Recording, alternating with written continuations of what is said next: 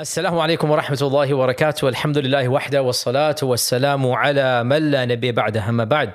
Alhamdulillah, brothers and sisters, we're very fortunate and blessed to have with us our esteemed speaker and our Shaykh and our mentor, and on a personal note, inshallah, friend of mine. I hope, inshallah, the feeling is mutual, Shaykhana, our dear Shaykh, Dr. Hatem el Haj. And of course, Dr. Hatem does not need an introduction, but still, it is our fard and our duty, ikraman lahu, just a brief summary that our Shaykh Hatem is one of the very few people who has combined between an MD, a professional doctorate, being a full doctor, and then, of course, a PhD in Islamic studies as well. The real doctor. I always joke that my mother introduces me, and when somebody says doctor, she goes, "This is not the real doctor, asli doctor, no, not an asli one." So the Dr. Hatem is asli doctor, right? And he is also PhD in fiqh al-muqaran, in comparative fiqh. So welcome, Shaykh al-Kareem, to our extensive podcast today. Allah barik feek, Shaykh Yasir. Jazakallah khairan for the invitation. Alhamdulillah. And of course, Shaykh Hatem is, of course, very involved in the American Muslim Jurists Association, AMJA, and well known, his classes, his durus, his publications, his fiqh. Now, I want to explain why we are doing this podcast, which is, of course, something relatively new, and it is our first, inshallah, and perhaps in a longer series. And that is that, especially during the last few years, post-Arab Spring, there were a lot of debates going on online with regards to Islam, Islamic politics, the role of the ulama, and these were very contested issues, and emotions were high, and sentiments were given in a very blunt manner. And I began to read, of course, I had my views, and that back then I was active on social media. So I began to read Shaykh Hatem's posts, and they really resonated with me, because these are things that I had been saying as well in my own way. But of course, Shaykh Hatem is, of course, far senior to us in every single aspect. And so he was saying in a far more academic and with the quotations that are necessary. And I began to have a conversation with him. And I said, Shaykhana, we need to have a very frank dialogue. And even if we disagree, we show what are the parameters of disagreement and explain, because these are very sensitive issues. And so because of those posts, and this is like we're talking about 3 years ago, 5 years ago, 2 years ago, this is finally the result of that. After a number of back and forths, finally, alhamdulillah, he's here in Dallas with us, and so we're going to be spending a few hours, inshallah ta'ala, as long as we're able to discuss a series of sensitive topics with regards to Islam and politics, with regards to Khilafa, with regards to methodology of Khilafa, with regards to the importance of Khilafa. And a very important note, this interview, or this back and forth, because we're both going to be participating, it just so happened coincidentally I gave a talk last month before Ramadan that is separate to what we're talking about with Shaykh Hatem, even though, of course, because I gave it, I'm going to bring up certain aspects of that. But the reason why we're having this podcast has nothing to do with my talk last month, because I have been speaking with him for many months, in fact more than a year, to get this podcast done, inshallah. So with that, Shaykh al-Kareem, let us begin with, I would say, the crux of the matter, and then from that we're gonna keep on going our way organically. And again, for the record, our brothers and sisters, this is not scripted. I have some questions and some talking points that I have in my mind, but we haven't, scripted this. We're gonna be, inshallah, raw and organic, and I will be pushing back and forth, inshallah, as is our want. So the first question, Shaykh al-Kareem, is what is your personal view, based on your understanding of the Quran, the Sunnah, the Seerah, of the obligation of establishing the Khilafah? Is it something that is fard? And if so, the level of fard? And where do we get this fard from? Is it something that is aqdi? It is something from the Sharia? Is it something aqli? So what is the role of the Khilafah in our discourse as Muslims? So, Bismillah. Bismillah, alhamdulillah, salatu wassalamu ala rasulillah wa ala alihi wa sahbihi wa man wala, thumma amma ba'd. To proceed.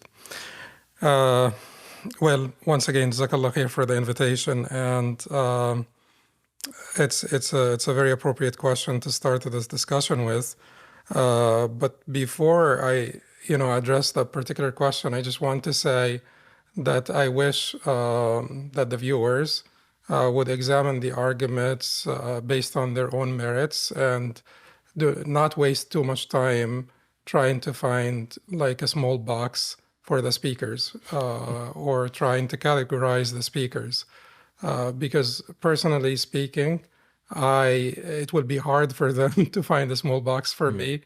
That does not mean that I don't have any rails. I do have my own religious theological orientations and so on, and I do have my own boundaries. But it would be a waste of time for the viewers to try to find a small box to put the speaker or that speaker in, and basically not examine the arguments on their own merits. Having said that, I must say that growing up, I had many ideas that I don't consider to be founded anymore or realistic anymore.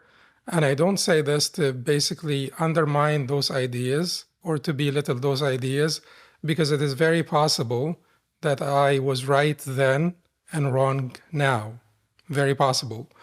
I hope it is not the case, but it is very possible. I just want to say this to get across to the viewers that I do not hate any genuine, sincere Muslim for having unrealistic or unfounded ideas. I have grown as I aged less respectful of identitarian religiosity and sort of fake religiosity, but any genuine, sincere Muslim, I don't really dislike them just because they have unfounded or unrealistic ideas, because I believe that I myself, growing up, had some unfounded and unrealistic ideas, and I believe I was sincere. So that's where I'm coming from. I know that sincere people can have bad ideas. So I don't hate any. Exhibit A, Sheikh. I have one phrases myself. So yes, we know. Yes. So that's important to start with. Having said that, I think that we should delineate what it is exactly that we're talking about. We're not talking about the Khilafa in the sense, because things get conflated by people who have ideological fixations and things of that nature. So we're not talking about loyalty to Muslims, wala lil Muslimin. We're not talking about the broader concept of unity. We're not talking about the broader concept of this ummah being one ummah, like the collective singular faith or religious community. We are a collective singular religious community. We are one ummah in the broader sense. We have loyalty and allegiance to the believers. There is no question about this. We're not talking about order versus anarchy. We're not talking about the concept of imama as in having order versus anarchy. We're not talking about the Sharia and the implementation of the Sharia. We're talking about a particular point, which is the obligation of having a singular global political leadership for the entire Muslim community, or a centralized government for the entire Muslim community, as some people imagine that we can have a central government in Baghdad that would rule over all Muslim nations or Muslim communities from Casablanca to Jakarta.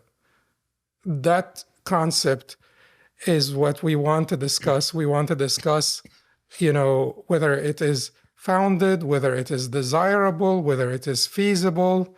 But the other concepts, loyalty to the believers, the unity of this ummah, the obligation of cooperation, coordination, integration in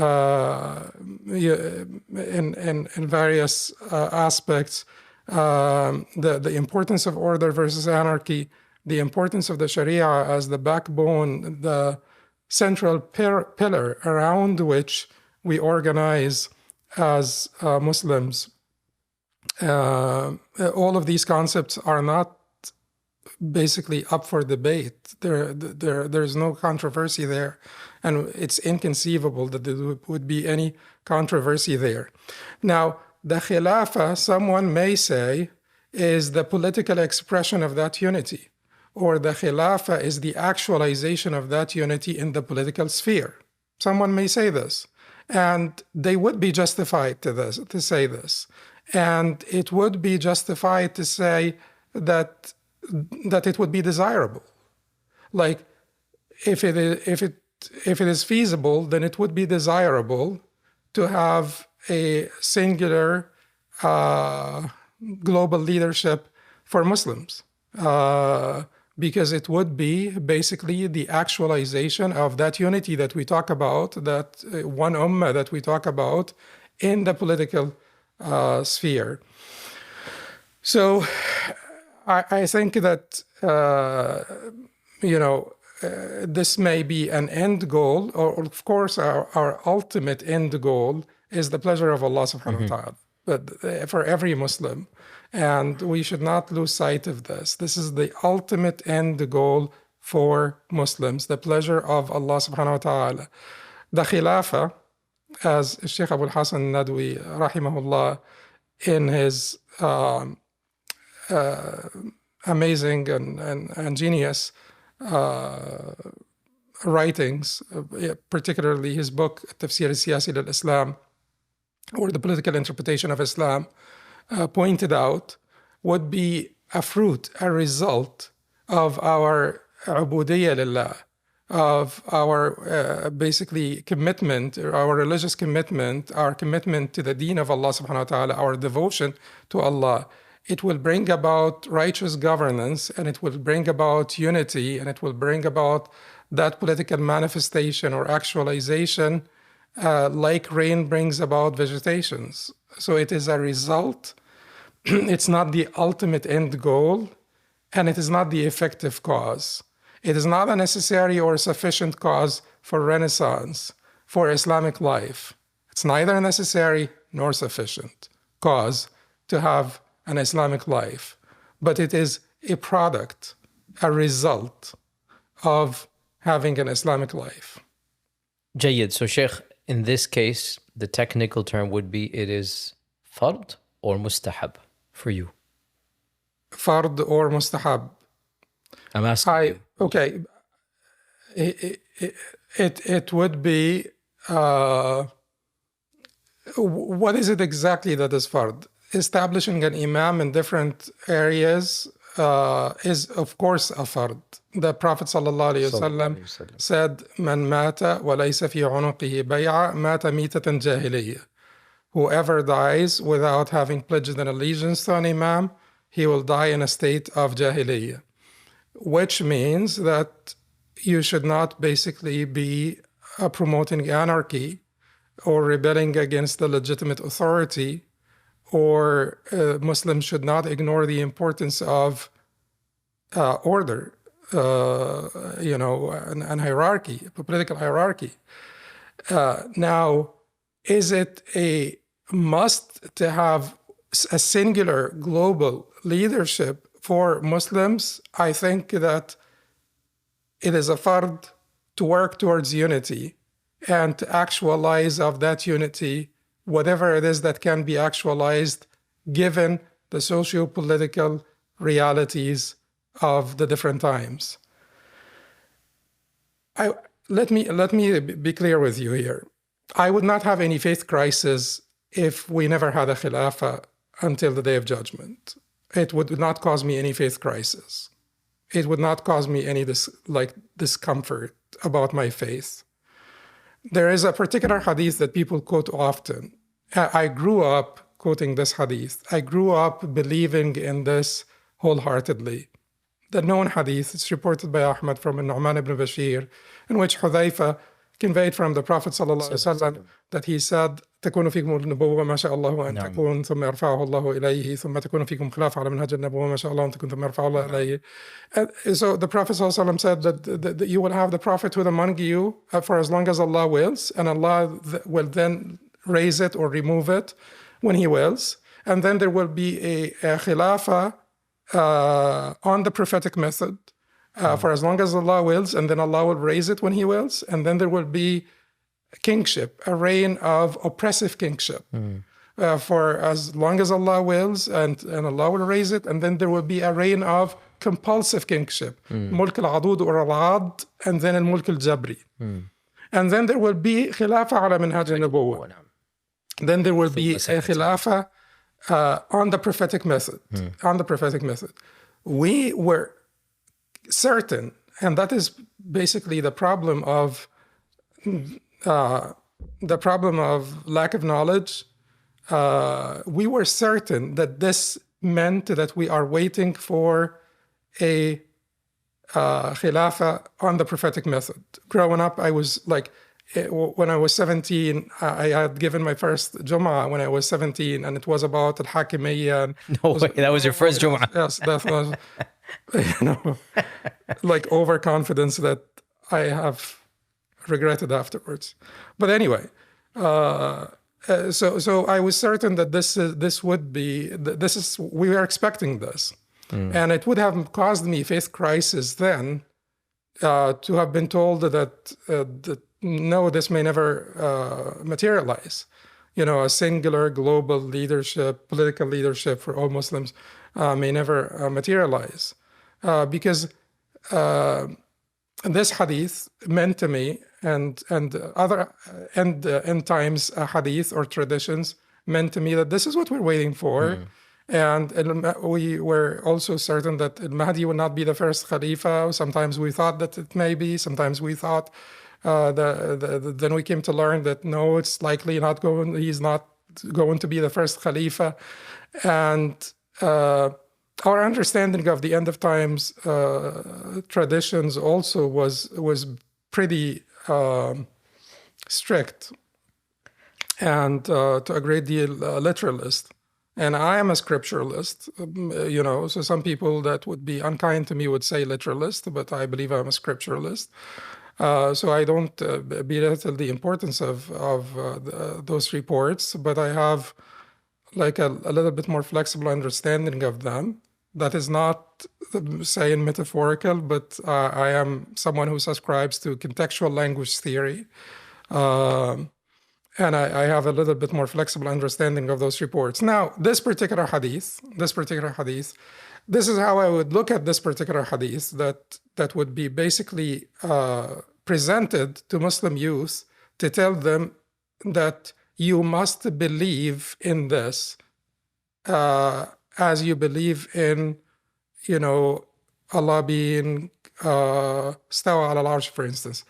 Above his throne, or you must believe in this as you believe in the day of judgment being true, and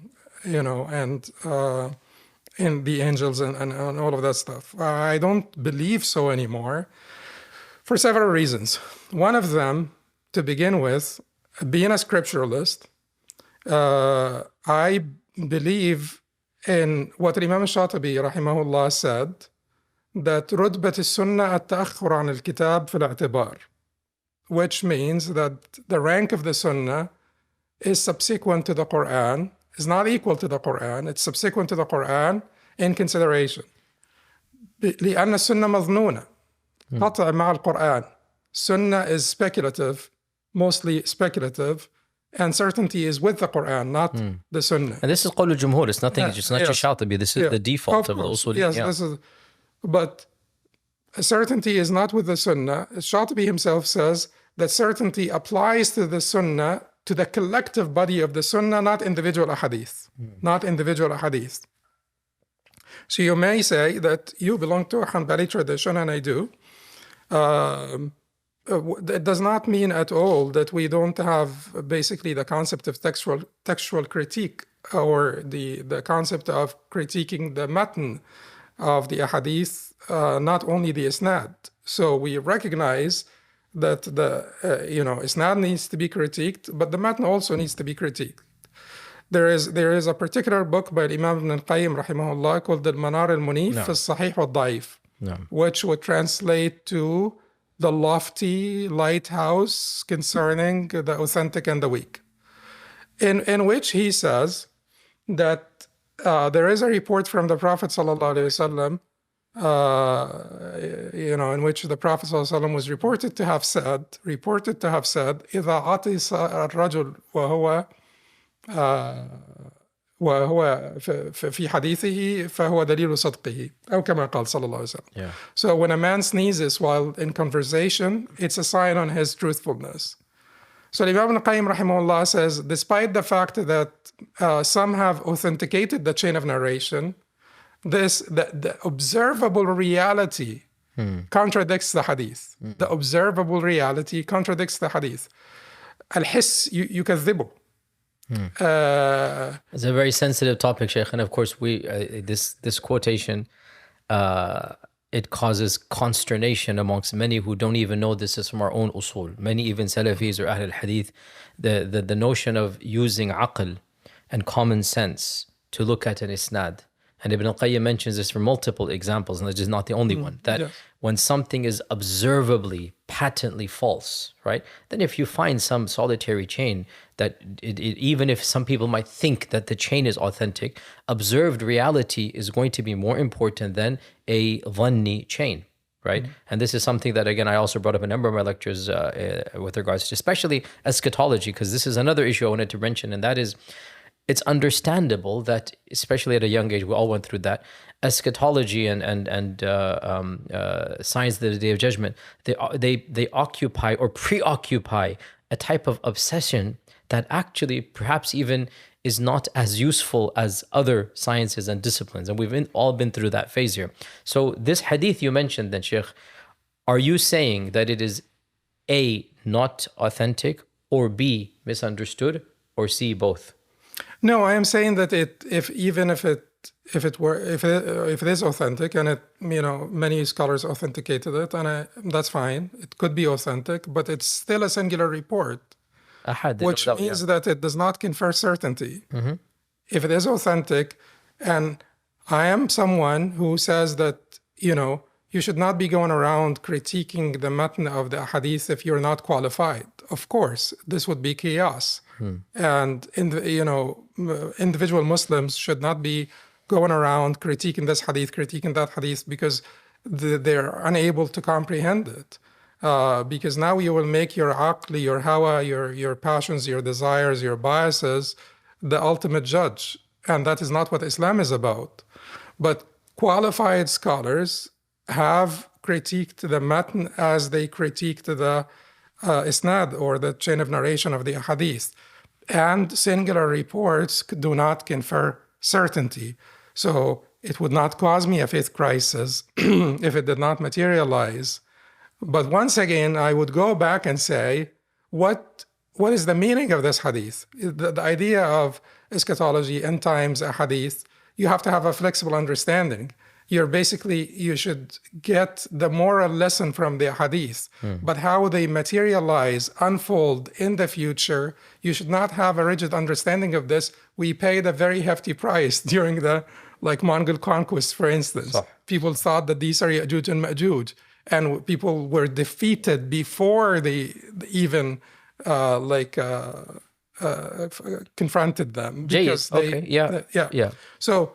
So this hadith, Habib ibn Salim, one of the narrators, then the person who narrated from Nu'man ibn Bashir, said that Habib ibn Salim, he's a narrator, and you know that we privilege the understanding of narrators. Yeah. Okay. Habib ibn Salim thought that this Khilafa ala minhaj al-Nubuwwah happened already during the time of Umar ibn Abdul Aziz. Yeah. And he actually communicated this through Yazid ibn Nu'man to Umar ibn Abdul Aziz, and Umar ibn Aziz sort of were happy to hear it. Yeah. Did not contest this interpretation, was happy to hear it. It gave him bushra to hear this. So Umar ibn Aziz also agreed with this understanding of Habib ibn Salim, that it actually did materialize, already happened. So now you're waiting for it, and the narrator of the hadith thinks that it already happened. Exactly. So that once again, that basically underscores the importance of a flexible understanding of these traditions. And by the way, this is as you know, Shaykh, this is a common theme in eschatological reports, that every generation pretty much thinks that what is happening in their time is exactly what is predicted in the traditions. This is a routine cycle every single time we see it. And the same thing is happening now as well, where our, shabab, they read these hadith and once again, they're like, okay, well, it's as if they're trying to write the script or trying to understand it directly in our times. And this is something that our ulama have warned against. Don't write scripts or imagine those traditions to be applying to your time until there is certainty in this regard. But Shaykhana, pushing back a little bit, and again, this for the viewers, because obviously at many levels I'm sympathetic, but I wanted to quote you quotations that are well known in our tradition, and I will quote very quickly, but it needs to be quoted because these are quotations always found in these discourses online. So for example, the Nawawi says, وأجمعوا على أنه يجب على المسلمين نصب خليفة ووجوبه بالشرع لا بالعقل, that there is ijma' that the Muslims have to elect or put up a leader. And of course Qurtubi says in his tafsir, ولا خلاف في وجوب ذلك بين الأمة ولا بين الأئمة إلا ما روي عن الأصم وهو عن الشريعة أصم, that there is no difference of opinion given in the entire ummah except for the Mu'tazili al-Asam. And then he made a pun because al-Asam means the one that is deaf, and so he says he was deaf or mute from the Sharia. So there is no khilaf that there must be an imama and a khilafa that is established.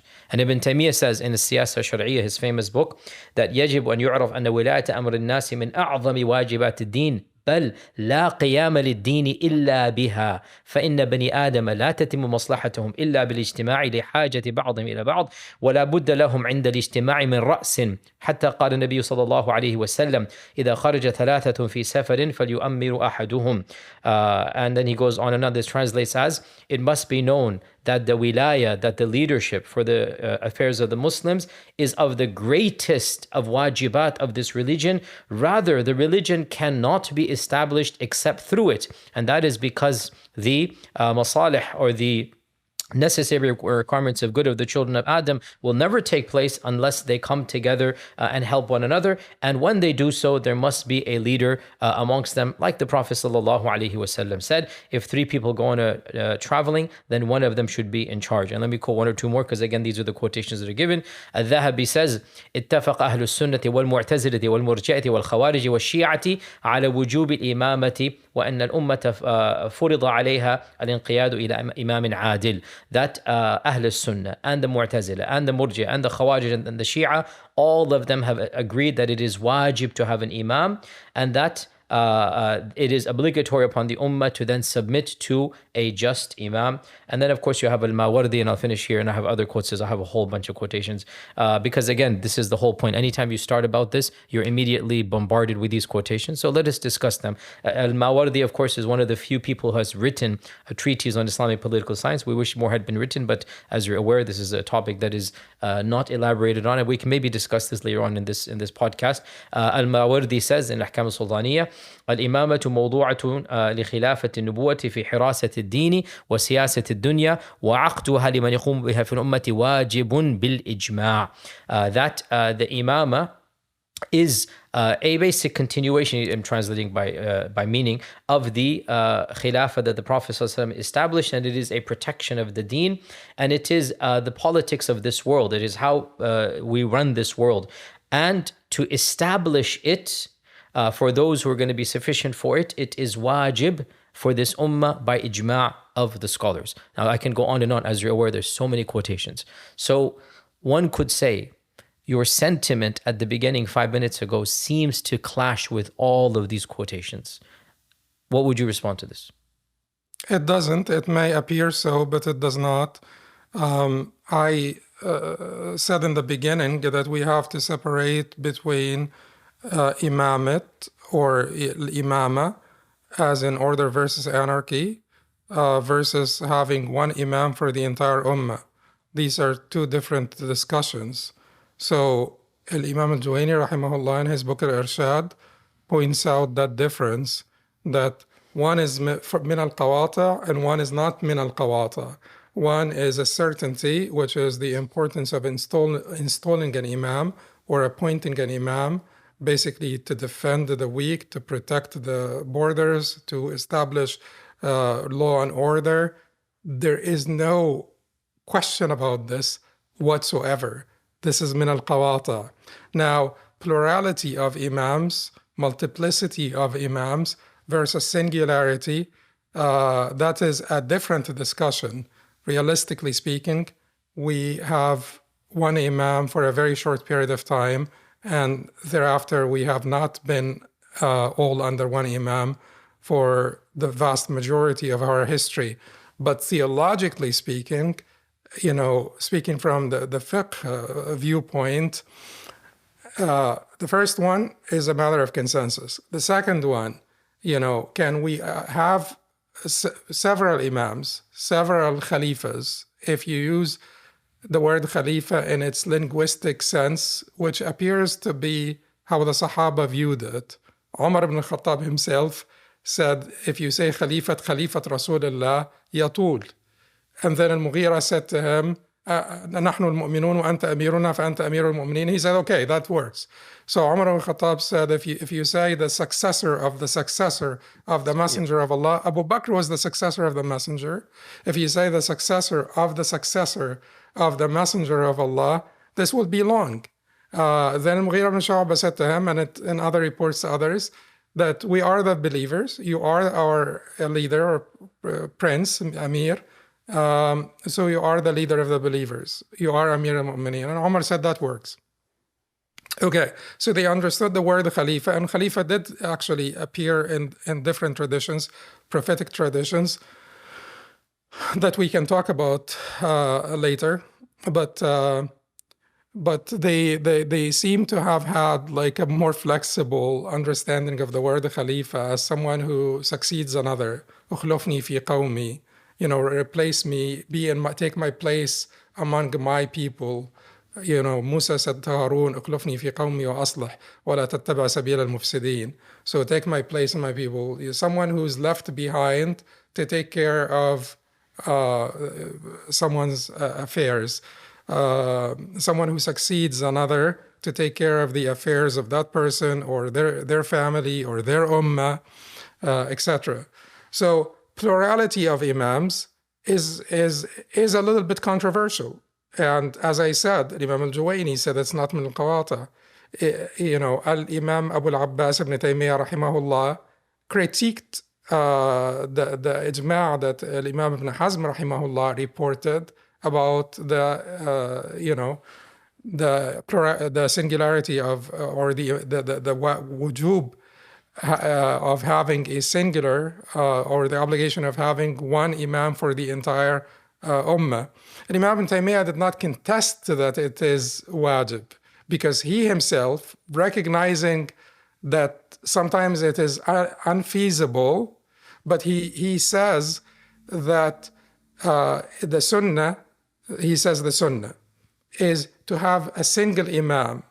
But if it happens that because of ma'asiyah or a sin from part of the ummah, an incapacity of the other part, that we have more than one imam, and this already happened from the time of Abdurrahman al-Dakhil, when he basically broke off with Andalusia. We have not been under a single imam from that time. So it already happened. It's not like we are the ones who were making this ma'asiyah. It had already happened. There were like more than before this. During the time of Ali radiallahu anhu and Muawiyah, al-Karramiyya said they were both imams at the same time.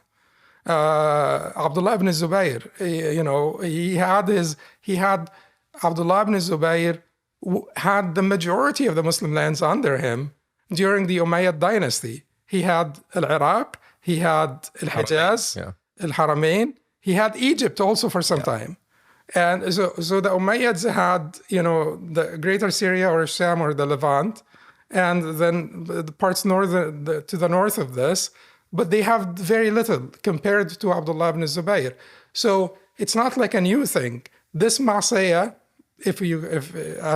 as Imam ibn Taymiyyah says, it's a ma'asiyah, had already happened. He then says, if that is the case, then each one of those imams, recognizing the legitimacy of this arrangement, each one of those imams should fulfill the rights of people, establish the hudud, establish the law, and fulfill people's rights and protect people and so on and so forth. So he's basically, this is a shift of focus, and this is an important shift of focus, and this is the only way we can survive.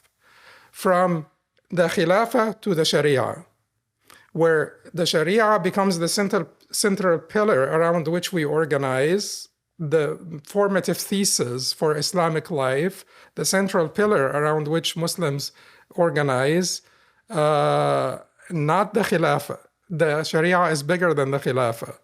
The Khilafa is one manifestation of the unity, one goal that we must be working for as an end goal that will motivate, energize us, that will cause progress. You see how Erdogan said that, we want to join the EU, we want to join the EU just to bring about progress within Turkey towards like this ideal, even though, or towards this objective, even though he may have never believed in it, But this is not the same thing. Not the same thing. Khilafah is not like joining the EU. I'm not saying this, it's the same thing, but you have an end goal that will motivate and energize people and that will bring about progress towards unity. It is important. Economic integration between Muslims, mutual sort of cooperation on various issues. And the defense also, defense treaties, mutual defense, all of that. The Khilafah will basically be the catalyst of all of those manifestations of unity, cooperation, and coordination between Muslims. Now, having more than one imam has been the position of some scholars. We have three different positions here. We have those scholars who said, without any reason, you can have more than one imam. Al-Karramiyya said this. And certainly you may blame me, but these are still Muslim. Of course, yeah. Karramiyya are Sunnis, they're not just Muslims. They're they're within Sunnism by and large. Yeah. Generic Sunnism. Yes. So Al-Karramiyya said this. They had their own excesses, but yes, they are within the Sunni fold, but they had their own excesses. So Zaydiyya said this. Some of the Zaydiyya said this. Some of the Mu'tazila said this. Without any reason, you can have more than one imam. Some people said that you can have more than one imam if it is logistically difficult to have one. Those are the people who said that you can have more than one imam إذا اتسعت الخطة, means the lands of Islam became too vast for one imam to control, too far away from each other, too vast for one imam to control. إذا اتسعت الخطة, you can have more than one imam. And those are not a few people or basically negligible. Imam al-Juwayni reports this from Imam Abil Hasan al-Ash'ari and al-Isfrayini. This was also the position of al-Qurtubi and al-Baghdadi. This was also the position of many of the Mu'tazila. This was also the position of, I would argue that this is what Imam Ibn Taymiyyah is indicating when he says that if at some point for a ma'asiyah or a sin committed by people we split up or we became divided and because of the incapacity of others, then having more than one imam is a legitimate arrangement, a legitimate alternative. So you have those three different positions. Now, am I denying that the vast majority of Muslim scholars said that having more than one imam is not acceptable, that the obligation is to have a singular political entity for all Muslims? I am not denying this. This is the majority. This is the decisive majority. Decisive majority of our Muslim scholars said, regardless of the vastness of the Muslim lands, regardless of logistical difficulties, it is obligatory to install one imam for all Muslims. Now, is this a matter of certainty? No, it's not a matter of certainty. That is what I want to go back to.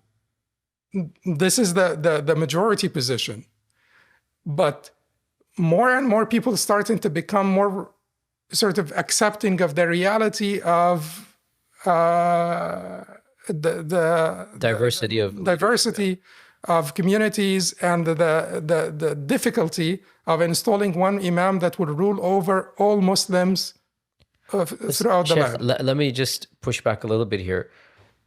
How do I say this gently so that Imam Shawkani did Imam Shawkani not say that people who argue about this, the multiplicity of imams, the legitimacy of this alternative of multiple imams should not be argued with or should not be presented with evidence because they don't comprehend it. Yeah, Imam Shawkani in Sayl al-Jarrar has a very pragmatic and actually very open-minded reality that this is you're going to have different imams in different places and everybody should be following the imam of their place here. But Shaykh, my point here, and I'm trying to be gentle because I have to be conscious of how words are easily misconstrued online. Don't you find that this discussion of the quantity of imams and how they should be seems to be disconnected from the historical reality of the ummah, meaning that all of this discussion is happening almost munfasil tamaman, almost as if it is happening in a vacuum with regards to even in the same time frame as those authors are writing. Because even the Abbasid and the Uthmani and whatnot Khilafas, the majority of their own domains were just by name even. There was complete separate systems of government, taxation, sometimes even not even a nominal nod towards the Khilafa. And you've always had many hierarchical dynasties within all of these after the time of the Umayyads. And then you've actually had complete disconnect, like between the Mughals and the Ottomans, for example, right? There's a complete disconnect between the two of them. And there's a nod here and there, but the Mughal emperor never submitted to the Ottoman Sultan. And so this whole notion of how many imams should there be and whatnot seems to be disconnected from the waqi' reality that since the time of the second century, 100-something Hijrah, we have always had competing imams and competing dynasties and competing provinces that were, for all practical purposes and sometimes officially, completely disconnected from one leadership. What do you say to that? I agree completely, wholeheartedly. How could you contest to this? I mean, it's just like you would be lying. And like ideologues lie about the history all the time to live their own fantasies. So I agree with this. And it's just like indisputable reality. And as I said, this even before this, from the time of Ali radiallahu anhu and Muawiyah radiallahu anhu, some people consider that they were both imams at the same time. Abdullah ibn Zubayr was an imam at the same time as Yazid and Muawiyah, his son, and then Marwan, and then Abd al-Malik, and so on. And he was the better imam, in all honesty. I mean, he was Abdullah ibn Zubayr. How could you compare Abdullah ibn Zubayr? Without a doubt, he was the better of the two at the time. Yeah. So the idea that yes, this is a reality that has always existed. Now, this did not change their theory about the singularity. But where does the theory come from? Here is the important part here is the theological foundation of this theory, the theological foundation or the legal justification of this theory.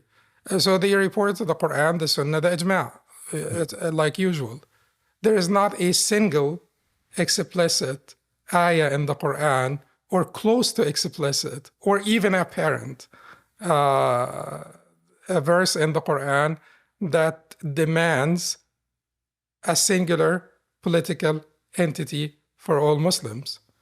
You know, so what is it that you can come up with? إن هذه أمتكم أمة واحدة وأنا ربكم فاعبدون. This nation of yours is Well, one they nation. say أطيعوا الله وأطيعوا أولي الأمر منكم. They bring their evidence. So so this nation of yours is one nation, and I'm your Lord, so worship me alone. This was basically addressing the line of prophets and messengers multiple from civilizations. before. Yeah, And then even if you say it applies to Muslims, it applies to our collective, singular faith community. Yes, it's not a political ummah in the religious sense, not in the political sense. Okay. And then أطيعوا الله وأطيعوا الرسول وأولي الأمر منكم. There's no evidence. You It is it's obvious. أطيعوا الله وأطيعوا الرسول وأولي الأمر منكم. Yeah. Obey Allah and His Messenger and those in authority among you. It was actually in plural form. Exactly. Use it against it. Yeah. But Shaykh, okay, let me take. So now we take the Sunnah. Now we take the Sunnah. إذا بويع لخليفتين فاقتلوا الآخر منهما. Yeah. من بايع إماما فأعطاه صفقة يده وثمرة قلبه فليطاعه ما استطاع فإذا جاء آخر ينازعه فاضربوا عنق الآخر. So إذا بويع لخليفتين فاقتلوا الآخر منهما. If the bay'ah is given to two khalifas, kill the latter.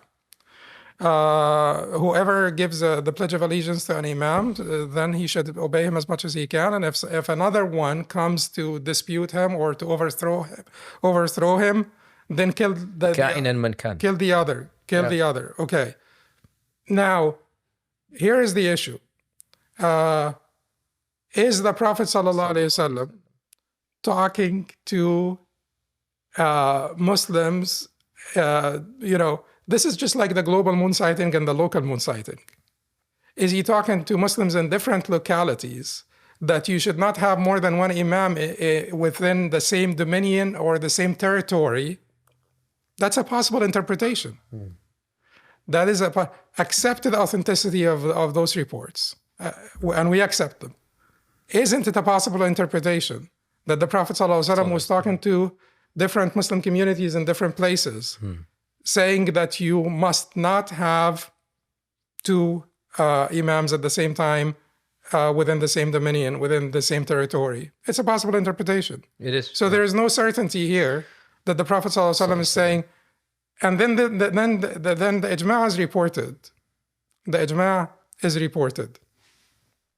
But didn't the Ansar say, minna amir wa minkum amir?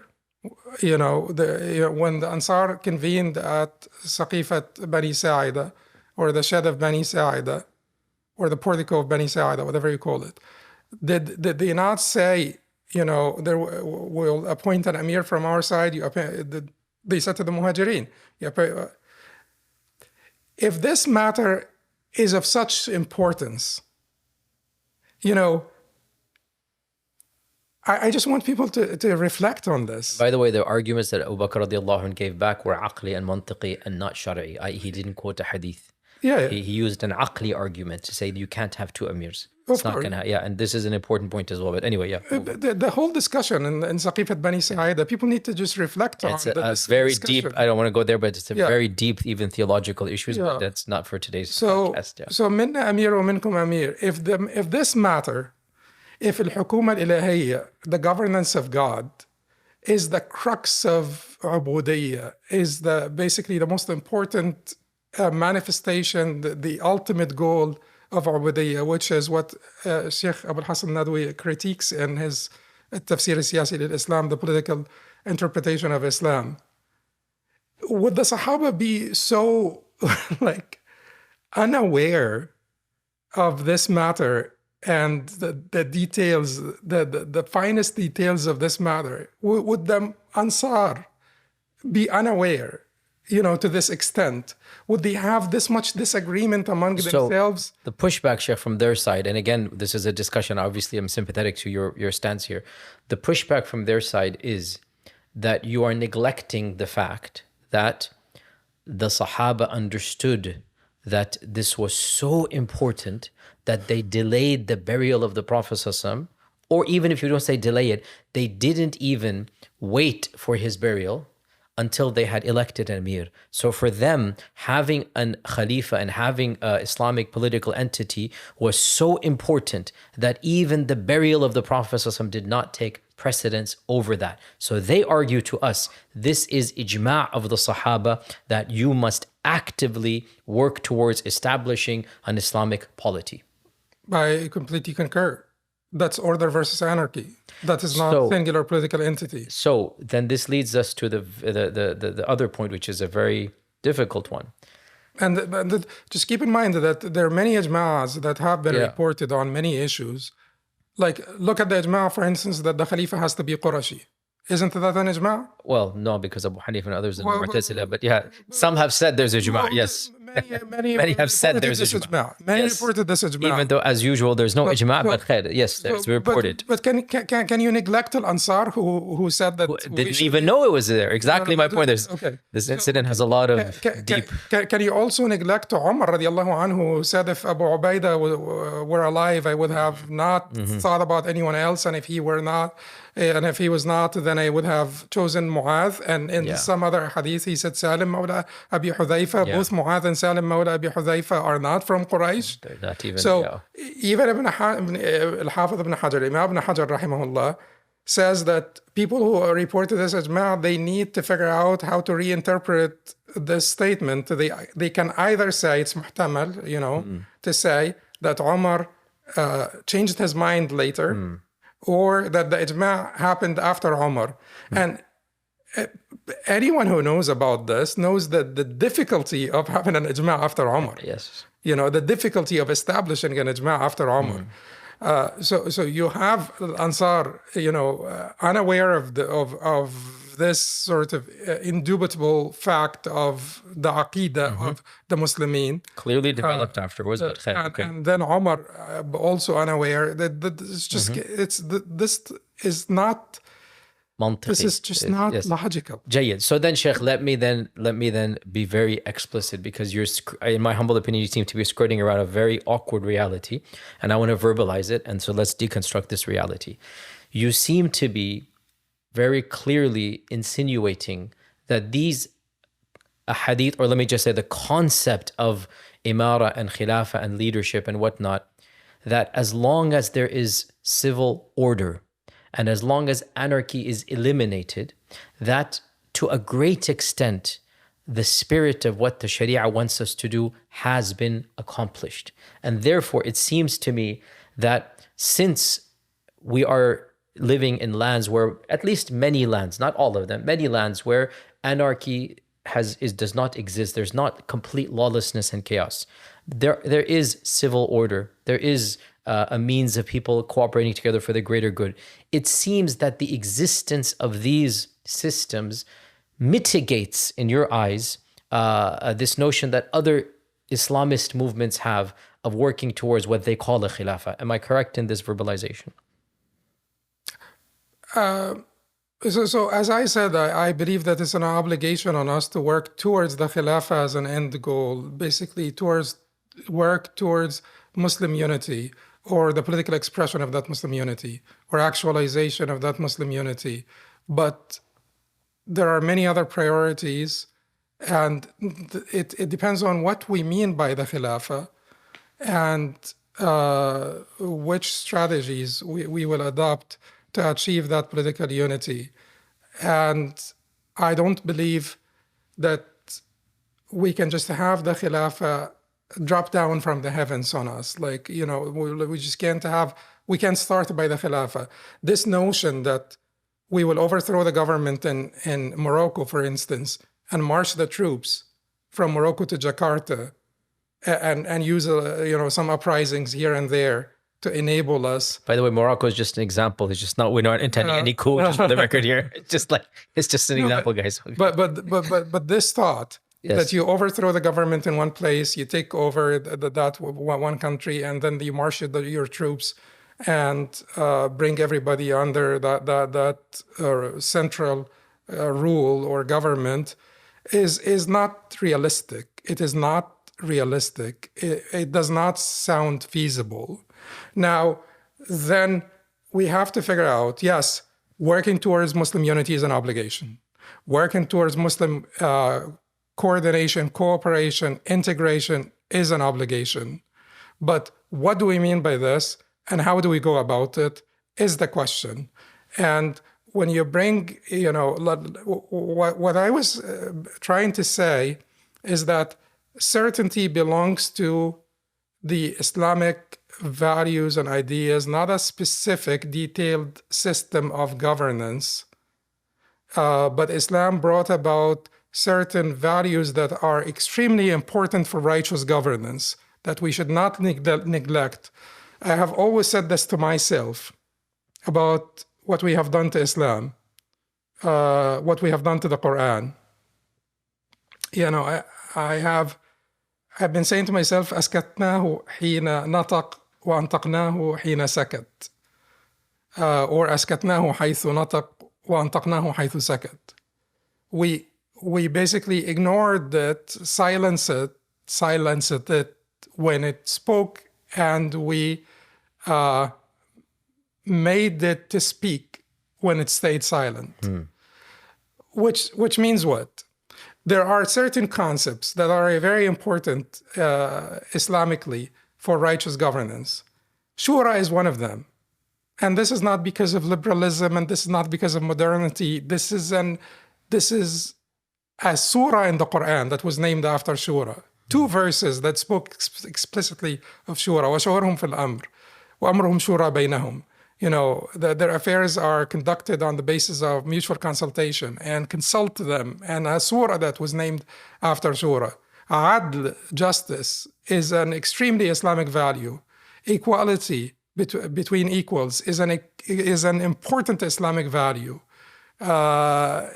Separation of powers, Ali radiallahu anhu, and the story of the shield that disputed over the Jewish man and went to the judge. Separation of powers within, the independence of the judiciary or the judicial branch is an important Islamic concept. So there are important some Islamic concepts. Some people argue that Islam provides a system of governance. I don't get entangled in terminology. So if you think that Islam provided a system of governance, so I'm not going to argue with you over the word system. I don't believe that Islam provided details with regard to governance. Islam provided principles, and that is the beauty and the genius of Islam. Because certain things need to be delineated in great detail, such as the salah, because they never change.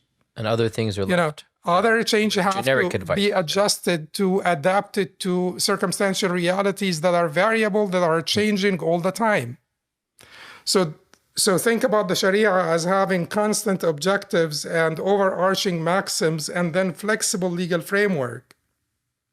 The Sharia itself, as Imam Shatibi says, خطاب الله عز وجل, Allah's address to us, is not moving. It is the reality that is moving. So different circumstances will bring about different rulings, not because the Sharia is moving, it is because the reality is moving. The Sharia is fixed, but the Sharia is based on principles and manatat, effective causes. The legal justifications or effective causes, whatever ratio legis, whatever you call it. So those manatat are fixed, those maxims are fixed, the reality is moving. So when the reality changes, this particular custom or this particular matter would fit under a different principle of Sharia. The principles are fixed. So the reality itself is moving like this, under the fixed principles of the Sharia. So the flexible legal framework where the Sharia will accommodate the differences in the different times and different places, as the verifying erudite scholars have over and over stated and emphasized and reiterated.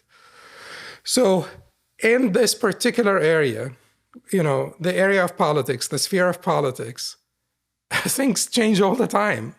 The geopolitical realities, the socio-political realities change all the time. Therefore, having a fixed, detailed system would not be feasible appropriate. even, yeah. Would And not that's why, be yes, appropriate. and even So, historically, we have seen different iterations of systems. of course, Yes. like whoever said that al-ahd is part of is recommended by Allah subhanahu wa ta'ala, al-ahd, which is basically passing the covenant on. So you spoke about Imam al-Mawardi and having a book on siyasa sharia called Al-Ahkam al-Sultaniyya. It's a great book, but how much of it is direct revelation from God, and how much of it is the conclusions that he had reached and based on his interpretive effort and the realities that he was surrounded by. At the same time, Imam Abu Ya'la, our Hanbali Imam, had written a book called Al-Ahkam Sultaniyya also, which has a lot of a lot of overlap, but let's similarities. not go there today. a lot of similarities. A bit too many, but yeah. but that's fine. But at any rate, is it a product? Is it basically the explicit revelation? No, absolutely not. Like, read it impartially. See how many ayat and hadith are being quoted there.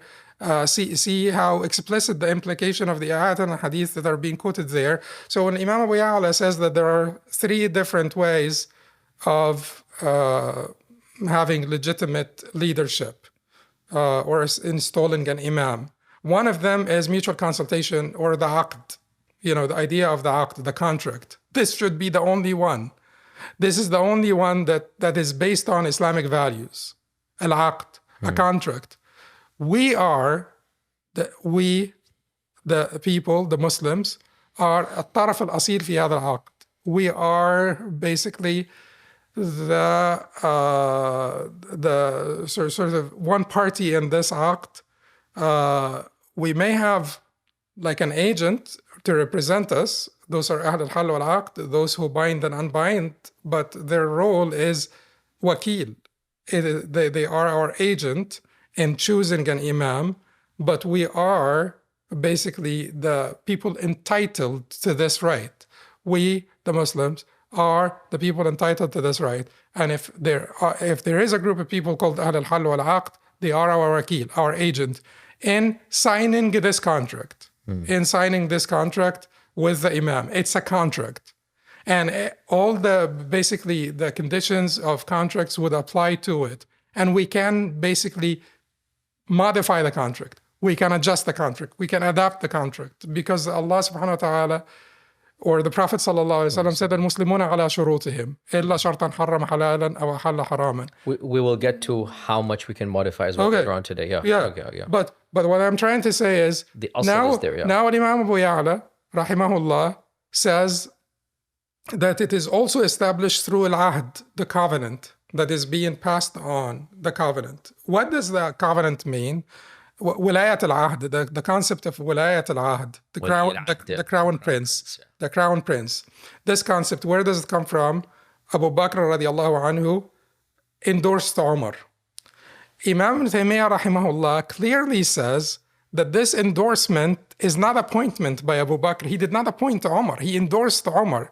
Had Umar not been chosen by the majority of the companions, this endorsement would not have meant anything. Yeah. Likewise, when Umar gave the bay'ah to Abu Bakr, had Abu Bakr not been given bay'ah to by the majority of the companions, Umar's bay'ah would not have meant anything, in Saqifat Bani Sa'id. So now this wilayat al-ahd, or this endorsement, had a different interpretation according to later scholars in later times. What is it? It became binding. Yeah. So it is not endorsement, it is passing the covenant on to your son or to your brother or to whomever. And we know this as well. When Muawiyah radiallahu anh instituted it for his son, there was a serious backlash amongst the senior Sahaba and the sons of the Sahaba and Aisha and others, multiple. Yep. So it's not that simplistic in this regard. No, absolutely not.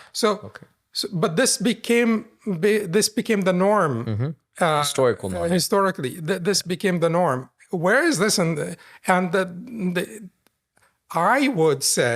I would say that I appreciate the pragmatism of the fuqaha because they wanted to keep peace and order. Civil order, yeah. Yeah. I appreciate the pragmatism of the fuqaha. I do not appreciate the rigidity of the people who read those books and consider this to be Islam. So the pragmatism of the fuqaha, the flexibility of the fuqaha, rigid people now read those books and they consider this to be sort of, this is what Islam says. No, this is basically the fuqaha being flexible for their time frame, being pragmatic for their times. And that was the norm in their times.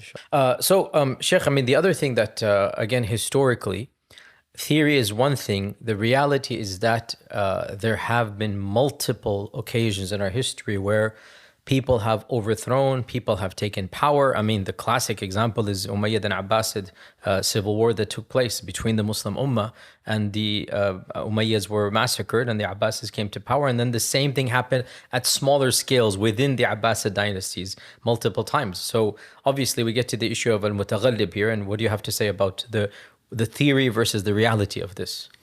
Well, Imam Abu Ya'la himself said that Imam Ahmad indicated that al-mutaghallib would have legitimacy. So when he talked about the three different ways of installing an imam, one of them, as we said, was the contract, al-aqd. The other one is al-ahd, passing the covenant on to the next one. And the third is al-mutaghallib. And Imam Abu Ya'la said that Imam Ahmad indicated, and that became basically the norm in our fiqh tradition. It's not a peculiar position of Imam Ahmad, became the norm in our fiqh tradition that whoever seizes power by force will become an imam, a legitimate imam, and his bay'ah will be binding, and everybody has to accept it. And that became basically the norm for a very big portion of our history. And that resulted in someone being a Kharijite today and being an imam tomorrow. So they are cursed Kharijites today and they're imams tomorrow. And the only difference is they won. That's the only difference. Had they been defeated, they would have been condemned to this Kharijite status for the rest of their lives. But just because they won, they became the legitimate imam that we have to pray for and that we have to basically give him the clasp of our hands and the fruit of our hearts. So this was the reality, and that is why, and this is an extremely important, point that we have to emphasize here, because I have been open enough to talking to people who are not like me. People that may be described as secular Muslims, for instance. I have been willing to talk to them, to hear their concerns and their trepidations and their reluctance about the concept of Khilafat, their fear from this concept, their basically paranoia about this concept, because they have traumatized memories, particularly the people who were under the Khilafah, the people who are a little bit more on the intellectual side, and they do read the history and they are a little bit more familiar. So whatever it is, and I have considered myself always to be one of the people who want for Islam to have its rightful place in the public space or the public sphere. Whatever we present to them, it brings about, like bad memories, nightmares for them, because many of our khulafa were bloodthirsty lunatics, many of them. And that I have never shied away from saying this, and I will never stop, that many of them were bloodthirsty lunatics. And they used the Ummah as a fodder for basically their pursuit of power and their pursuit of consolidation of power and their pursuit of tyrannical power and their pursuit of basically acting as the Khalifa of Allah, as basically divine agents on earth, or this is how they thought of themselves. This leads us to the very awkward reality. I've said this so many times in my lectures, that our history is human, our religion is divine. And one of the biggest, in my humble opinion, impediments to this discourse, and again, we're having a very frank conversation. So you said something that many of our khulafa were bloodthirsty lunatics. I want to emphasize here that unfortunately what we have is almost a high school level understanding of Islamic history amongst people that are actually not at high school level. And they have a very romanticized notion of the past. And they're fed either half myths or complete tropes that have no legitimacy to them.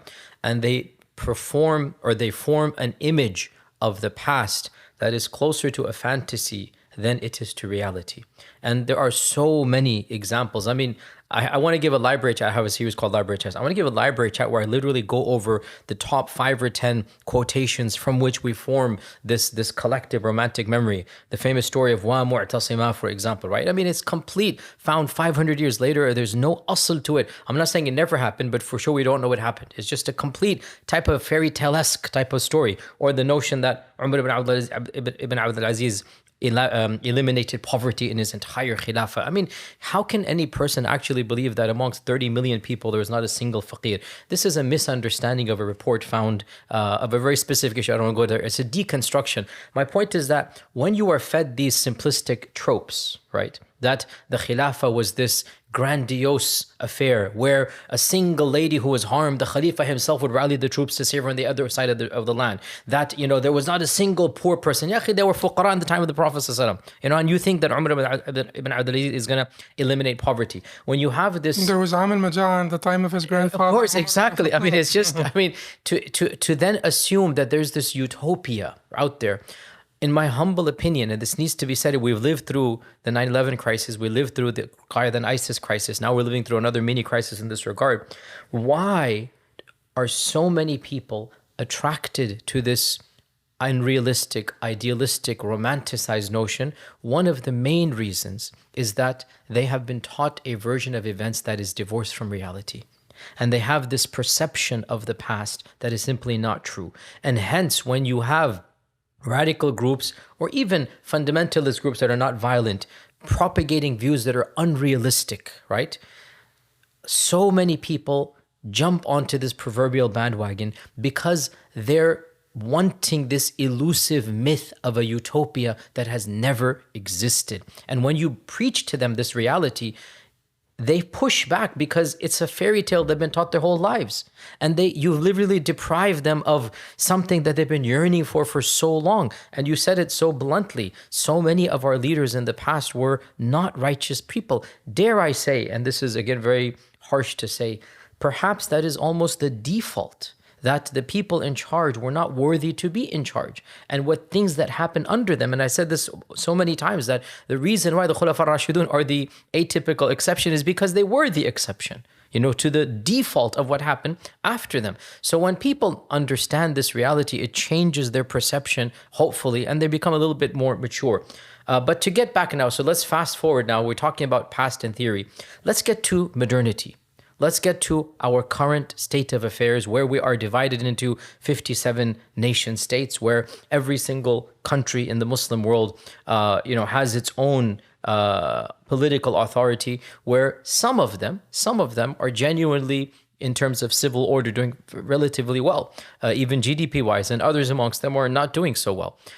What now do we do as a Muslim within these Muslim majority? Let's begin with them. Muslim majority lands. You talked about Muslim unity. You talked about you talked about working towards some type of ummah type of notion. But then let's get back to political order.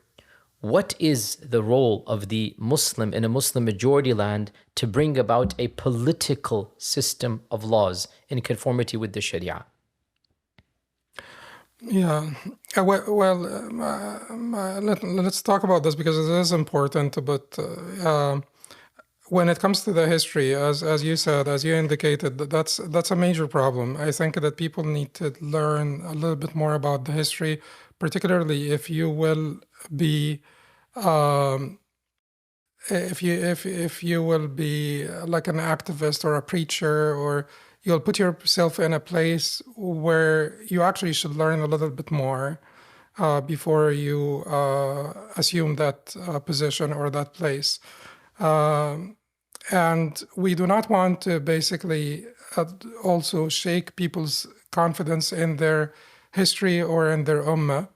We want to be fair, we want to be just, but we don't want to basically sweep anything under the rug and pretend something that, or present to people something that is completely unreal, completely divorced from reality, or completely unfactual. So our history has, what we need to say is multiple things when it comes to our history and our recollection of our history. One thing is we should compare we should compare those khilafas to their times, not to our time, because it would be unfair also that presentism, like people in Europe were not having basically liberal democracies in the Middle Ages. So we should compare them to their times, and they had actually adapted to their times. They were more about their times than they were about the Islamic ideals. So the Umayyads and the wickedness that was practiced by them. Well, if you believe in the Prophet saying Mulk Ad or Mulk Adud, it's oppressive kingship. The Prophet ﷺ in a hadith said, Al-Khilafatu fi ummati thalathun thumma mulkun ba'da dhalik. This is the hadith of Safina. Khilafa in my ummah will be only for 30 years. And thereafter, it will be kingship. Thumma mulkun ba'da dhalik. And kingship, this has like negative connotations. Negative connotations. So he's saying that it will only be 30 years. And this was clearly what it was. So the narrator of the hadith said, "Amsik alayka khilafat Abi Bakr." Exactly. The narrator himself, the Safina himself did it. Yeah. So then some of our righteous predecessors used to dislike calling anyone Khalifa after Al-Hasan ibn Ali radiallahu anhu. So their cutoff is Al-Hasan ibn Ali radiallahu anhu. This was our last Khalifa. And here we are romanticizing every single one of them. Thereafter we're kings. And the majority of Ahl Sunnah, as Al-Baghawi says, they don't mind calling them Khalifa, but in the linguistic sense, a successor in the linguistic sense. So we have to compare them to their times because they belong to their times more than their style of governance belonged to the Islamic ideals. The second thing that we have to also recognize is that their violence, their wickedness is not intrinsic to the concept of Khilafa. So we have to also clear the concept of Khilafa as in, simply political expression of Muslim unity or the actualization of Muslim unity in the political sphere. Their violence and their wickedness is really not intrinsic to this concept. This concept can be worked towards without basically bringing back those authoritarian regimes. And we have to make this clear to the rest of the Muslims.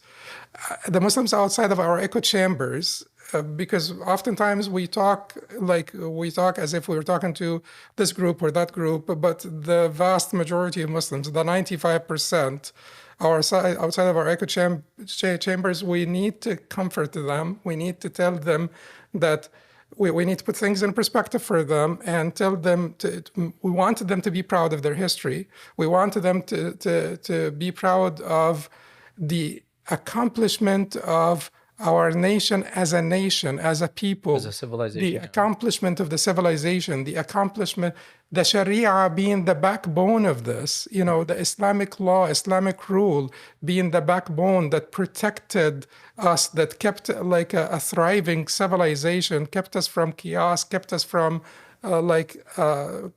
perpetual strife, kept us from backwardness, and pushed us forward and caused progress and development and so on.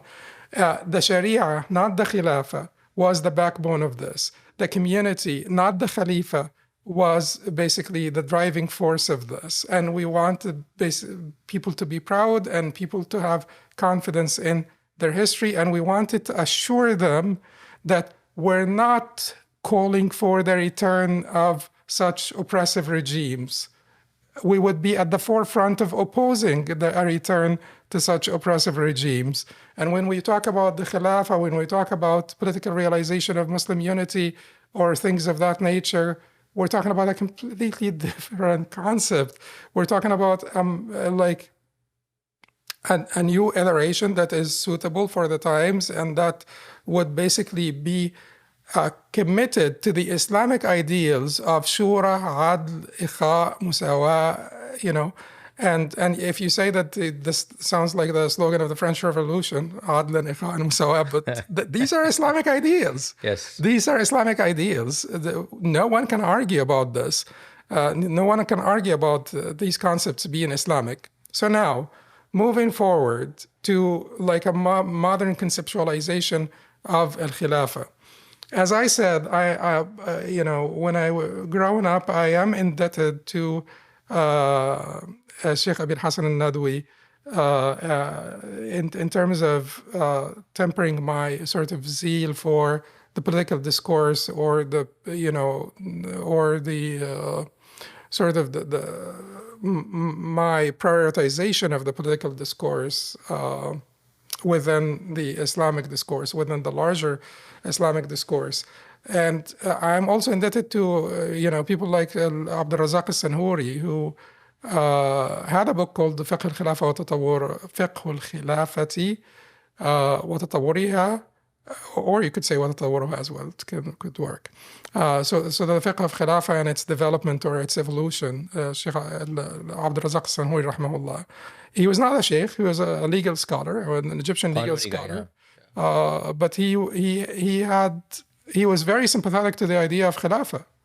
And he wanted to figure out sort of different conceptualizations, modern conceptualizations of al-Khilafa in the form of, like his idea would be the OIC basically being effective in bringing about unity, coordination, cooperation, integration, confederation of Muslim states. Yeah. So he was very adamant that it has to be decentralized.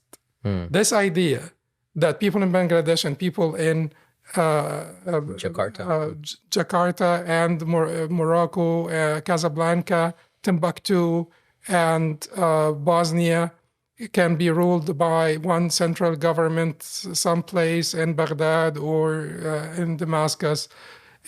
He figured that that's untenable. It's just not going to work. It will not work. You can't even cross the borders from between Morocco and Algeria. The borders are closed since 1994. On because of this. Since 1994, the borders are closed between Morocco and Algeria. So yes, that is not what we're looking forward to. But again, at the same time, we have to recognize that these are different communities with different histories, different challenges, different priorities, different cultures, different many, many, many things. So it has to be decentralized. And then we have to basically realize that unity among ourselves without having a compulsive, oppressive central government somewhere that is basically ruling over the entire Muslim world. So could the OIC be developed to where it becomes really effective in bringing about some of these objectives, some of these goals? Yes, you don't like the OIC because it is basically useless. You think it is useless. That's fine. Call it something else.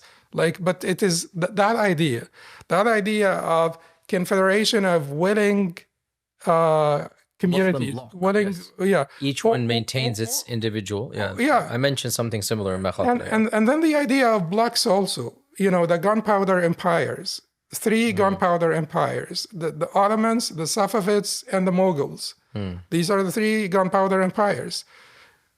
Didn't they have some great accomplishments? Yes, because they were bigger blocks, more powerful. It was not one Khilafa. It was not, a singular, and certainly the Safavids, they were Shia, and then they were flanked by two Sunni empires from the right and left.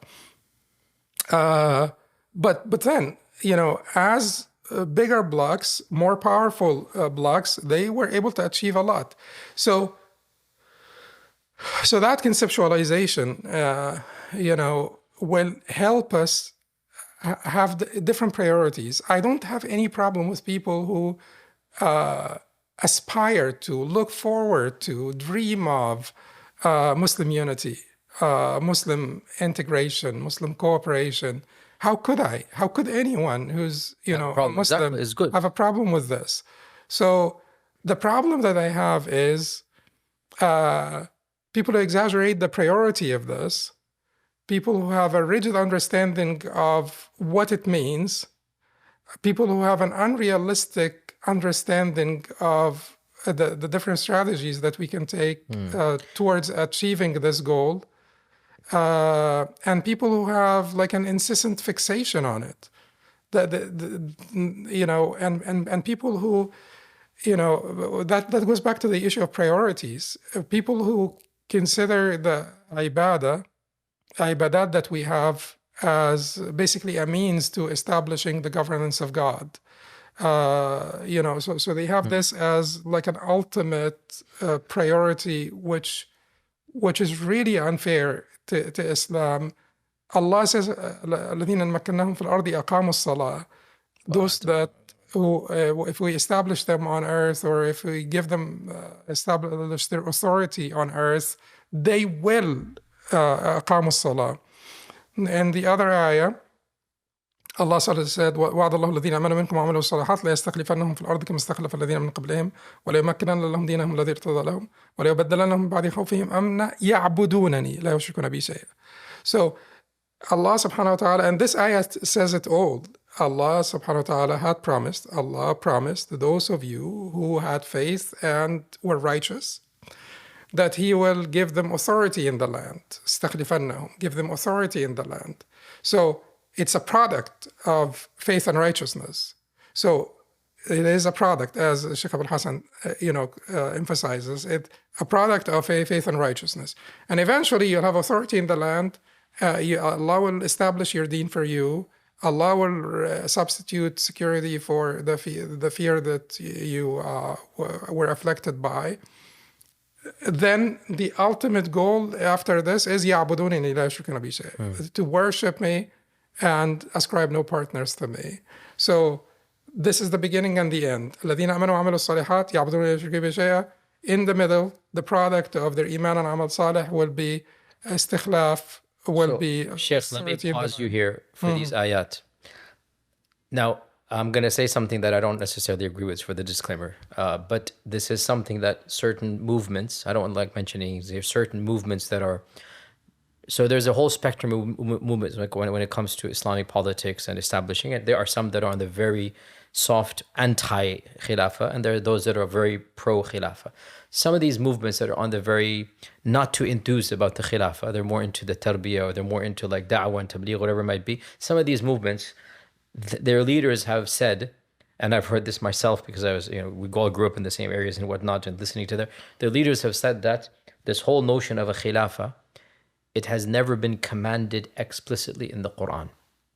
And rather there seems to be Allah subhanahu wa ta'ala gifting it when we deserve it.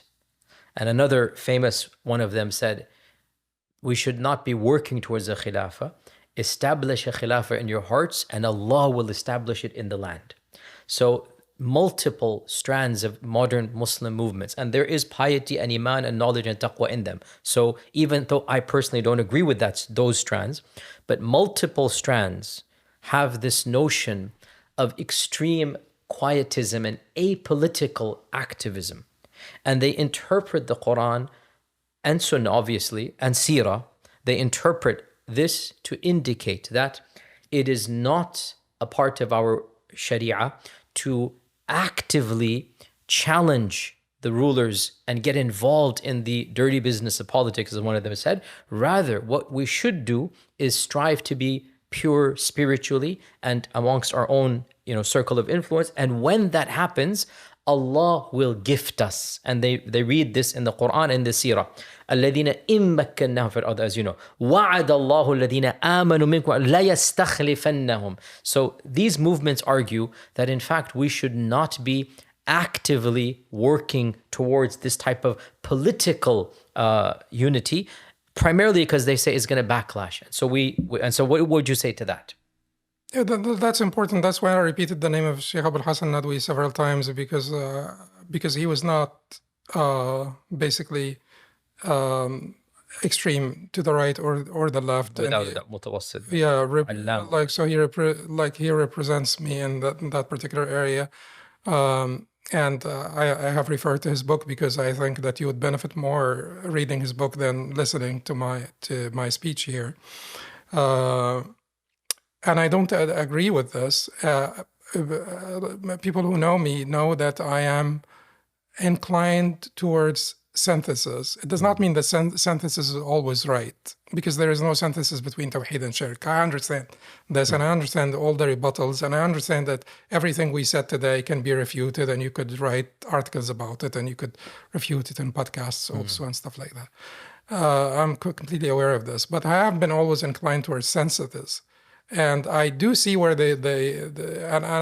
I have been always open to and exposed to different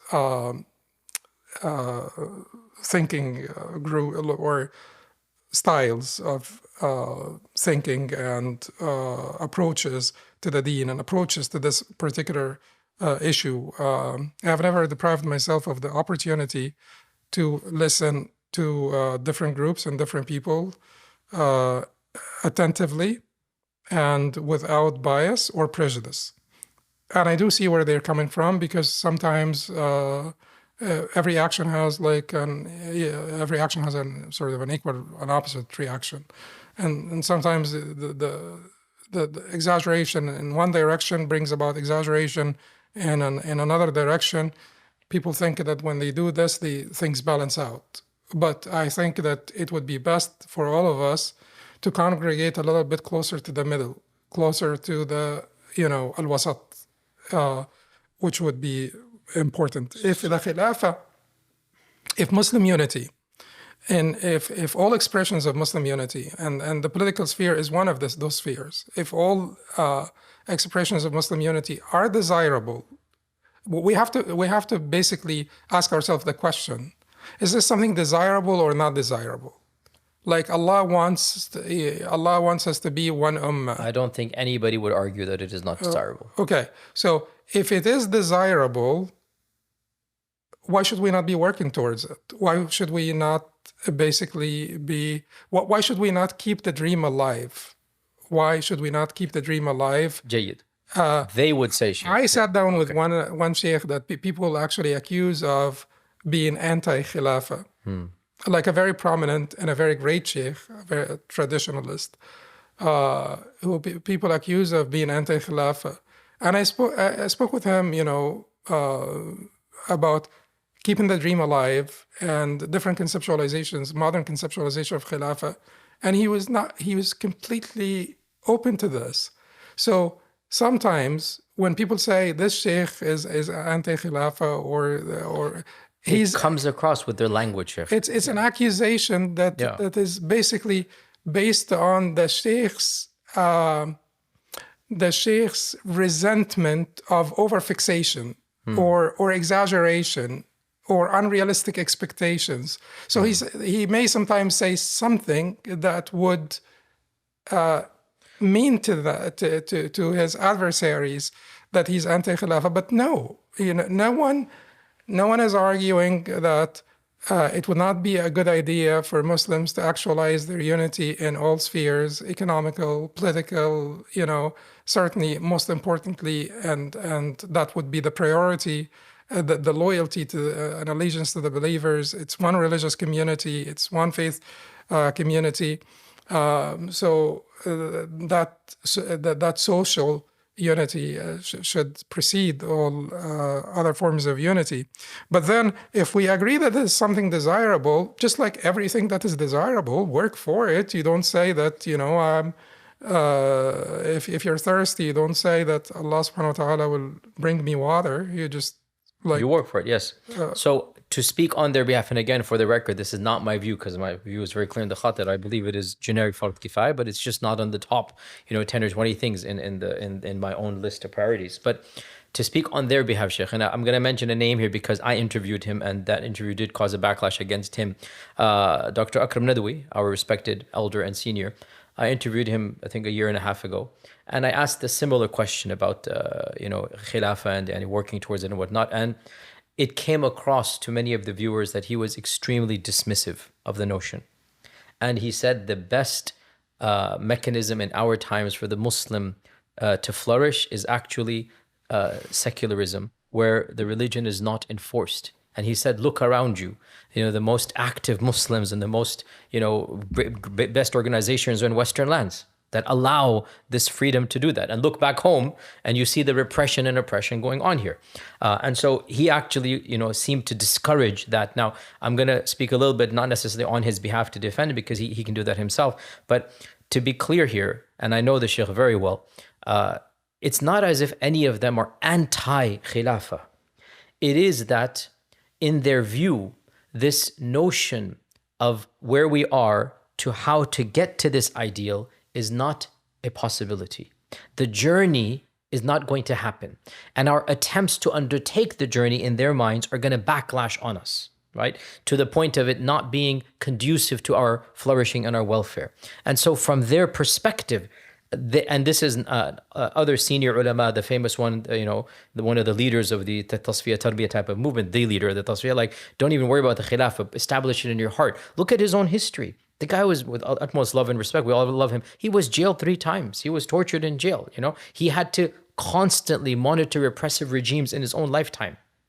So to have that type of psychological reality where you have lived a very difficult life and you simply want to practice your faith and preach and teach, it's understandable they develop a type of quietism and pacifism in this regard, in which it's not that they are rejecting Allah's Sharia. A'udhu billah, a'udhu billah. It is rather they are seeing that the way to get from point A to point B is fraught with not just dangers, but death. You're not going to get there. And you will end up harming the ummah. And so, from their perspective, because their priorities are the worship of Allah and tasfiyah and tarbiyah or da'wah and tabligh, whatever it might be, from their priorities, it doesn't make sense to jeopardize that which is more important for that which is lesser important. Would you disagree with my analysis of their world? No, and since you mentioned the name of the Shaykh, I didn't want to mention the name of the Shaykh, but it is Shaykh Akram Nadwi that I sat down with, and I told them, why can't we keep al-Khilafa as a illa gha'iyya, so like a final exactly, and I wanted to defend that he's not anti-Khilafa. So this sort of illa gha'iyya would be not the effective cause of the Renaissance, not sufficient cause, not necessary cause, but basically like a final cause, like an ultimate goal or ideal that will attract us, that will motivate us, energize us, or pull us towards that end goal of sort of more Muslim unity and this actualization in different spheres, including the political sphere. And the Shaykh was completely open to this idea. Yes. No Shaykh is going to deny. If you were to offer us Abu Bakr as-Siddiq radiallahu anhu right here, who's going to say no to that? But the issue comes where we are now to how to get there, right? Yes. So basically, and I don't always agree with Erdogan, and I have my own sort of reservations about things that he does and things that he says and things that he did in the past. But look at his model. I mean, I look at, where Turkey was when he assumed leadership and where Turkey is now. Do you see improvement? Do you see improvement on the religious front? Do you see improvement on the economical front? Do you see improvement on the political front? Yes, I understand that people are very upset with Turkey now because of letting down the people in Gaza. And I'm not... it's not a defense, this is not, so I'm not... But at the end of the day, just point A and point B, where Turkey was when he assumed leadership, where Turkey is now. Do you see improvement? Do you see similar improvement in other places? I don't. Malaysia had some degree of improvement under Mahathir, a great deal of improvement. I pray for their success. I pray for their progress. But I have not seen anything in modern times that comes close to this Erdoganite. Exactly. And when you say this, model. The idealists always point out that long list of negatives, which are true. And I can't true. defend that. Yes. But compare that to others out there is all that we're saying. Exactly. So I think that's what Sheikh Akram Nadawi is trying to say is like, make this a model towards like improvement, the betterment of the Muslim condition in different countries, like, and start at the local level. It has to be local. You'll have to prioritize, the local community, because how do you get to al-Khilafah? How do you get there? You want people that are willing. What you're trying to do is like this idea of marching the troops is not going to work. This idea of basically shaming people into it is not going to work. Like you have countries that have per capita GDP of $130,000. You have countries that have per capita GDP of $1,500.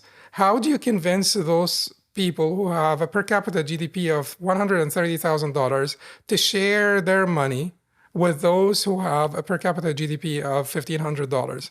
Like, how do you convince Qatar to come into a union with Egypt, for instance, and share their money with the 100 million people in Egypt?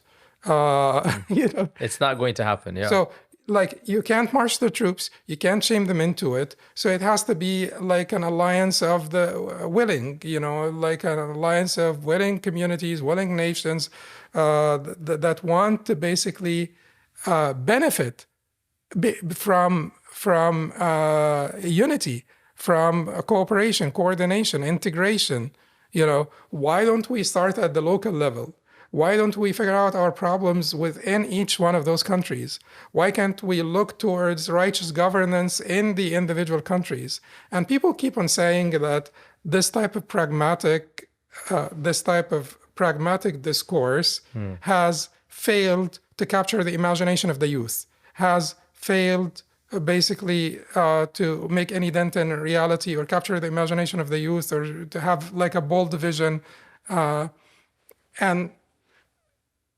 And I do have great respect for those people, but sometimes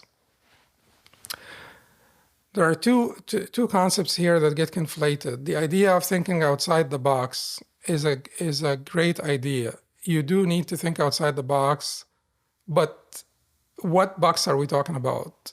There has to be common sense. There has to be like an objective reality. So sometimes I feel that some of our great, first and second generation Muslims in the West are actually captive of postmodernist relativism. And this idea of thinking outside the box is basically a product of postmodernist relativism more than it is like a bold vision or... Can you elaborate on that, Sheikh? Okay, by an example, what do you mean? Thinking outside the box is basically presenting clearly unrealistic ideas or clearly unrealistic solutions, and considering the opposition to be too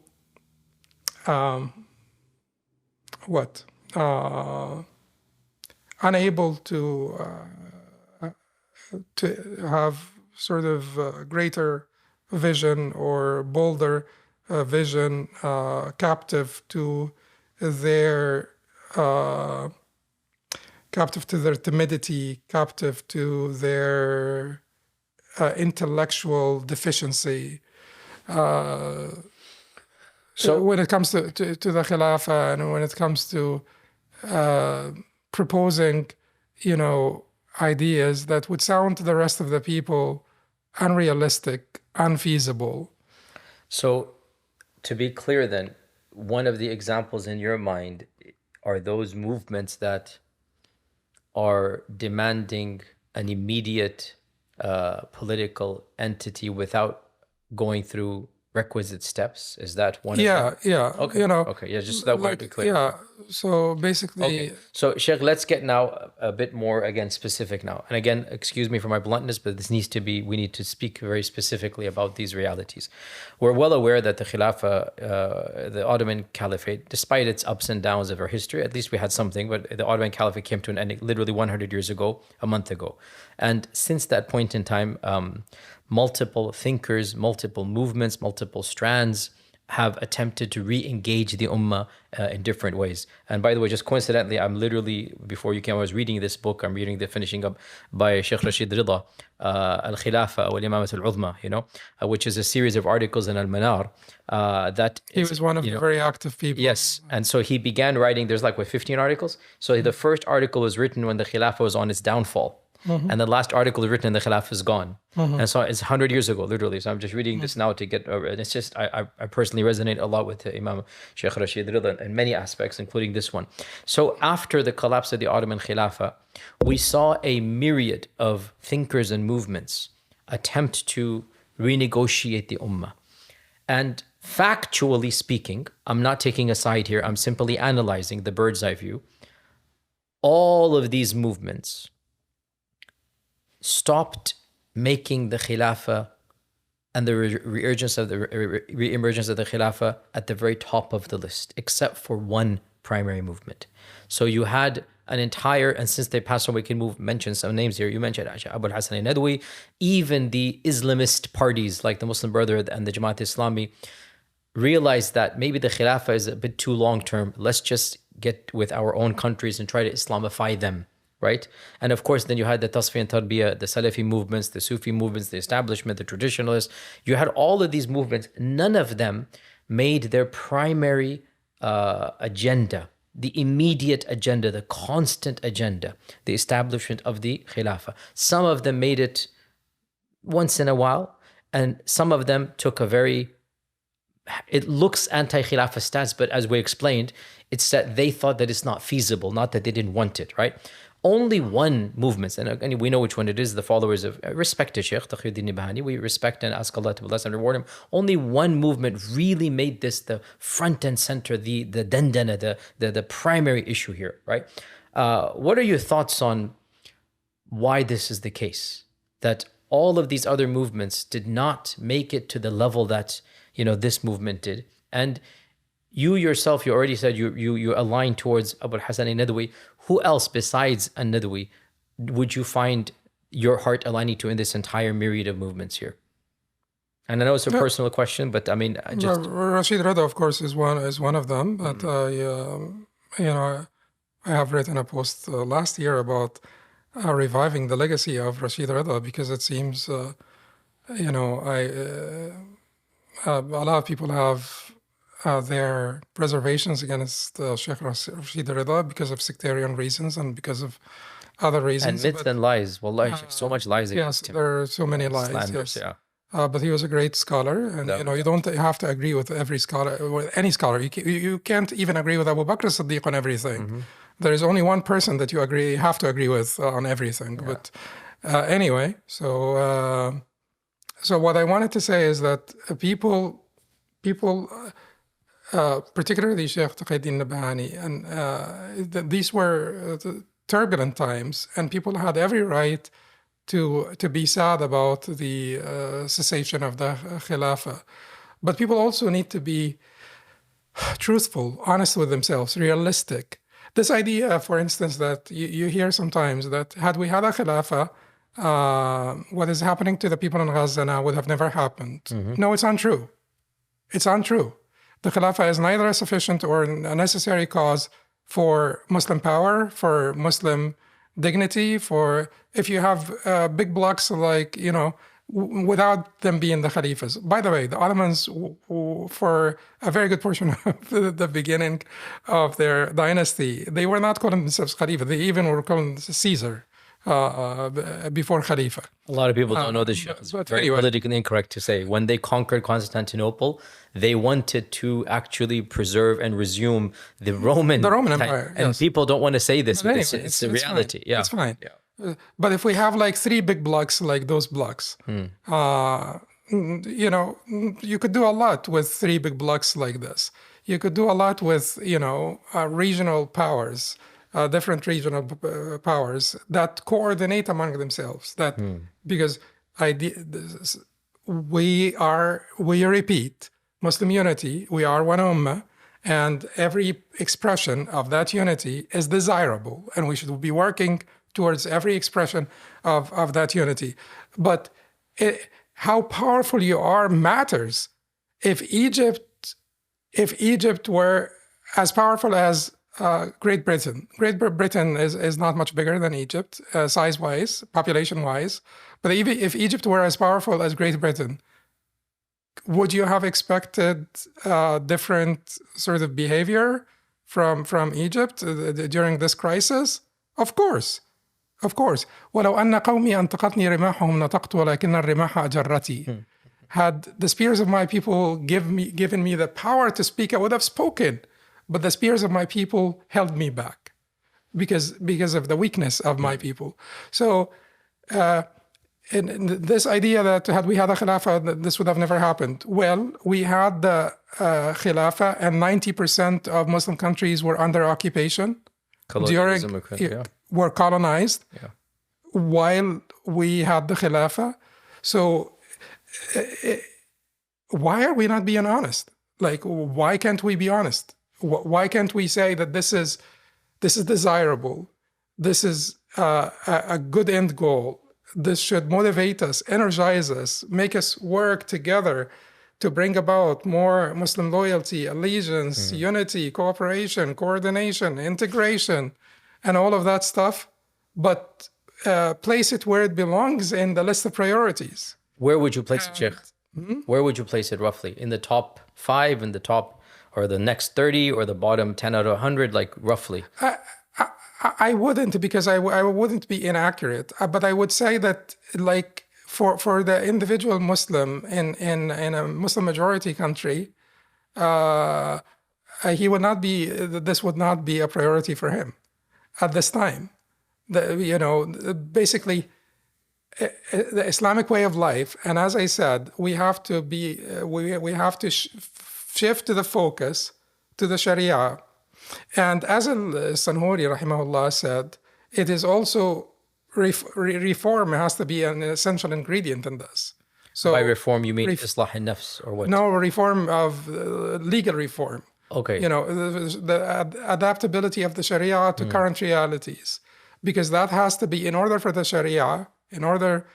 Sharia's relevance and applicability, continued applicability, there has to be reform. In order for it to survive and to continue to be relevant and to continue to be applicable, it has to be reform. And as we said, the divine address is not changing, but the realities are changing. And then those realities will fit under different principles as they change. So you're calling for a reform in? Legal reform, like tajdeed. Of how? Like, again, specific, Sheikh, because this is all slogans. Like, give me like an example of what you're trying to bring about here. Okay, so when I give you like, so if you say that the Sharia, for instance, says that the longest duration of pregnancy is 4 years or 2 years or 7 years, no one will believe that. If you say like, so there are many opinions, Sheikh, that are mentioned in the books of fiqh that war. The word war. Should the default in a relationship be war or peace? The war itself, are we talking about the same thing? Are we talking about, a couple of thousand people sparring in a battlefield? We're talking about nuclear and chemical weapons. Yeah. So should this make a difference? Should this make war even a remoter last resort? For us, so you're calling for a re-understanding and rethinking through specific juz'iyat of fiqh, specific Sharia. Of course, this is something I've been saying for many, many years. Obviously, the critics, they lose track of what you're trying to say. The accusation becomes you are a reformer, a reformist. You are making the Hatem el Sharia and whatnot. Absolutely not. The Sharia is the exactly objectives of Sharia.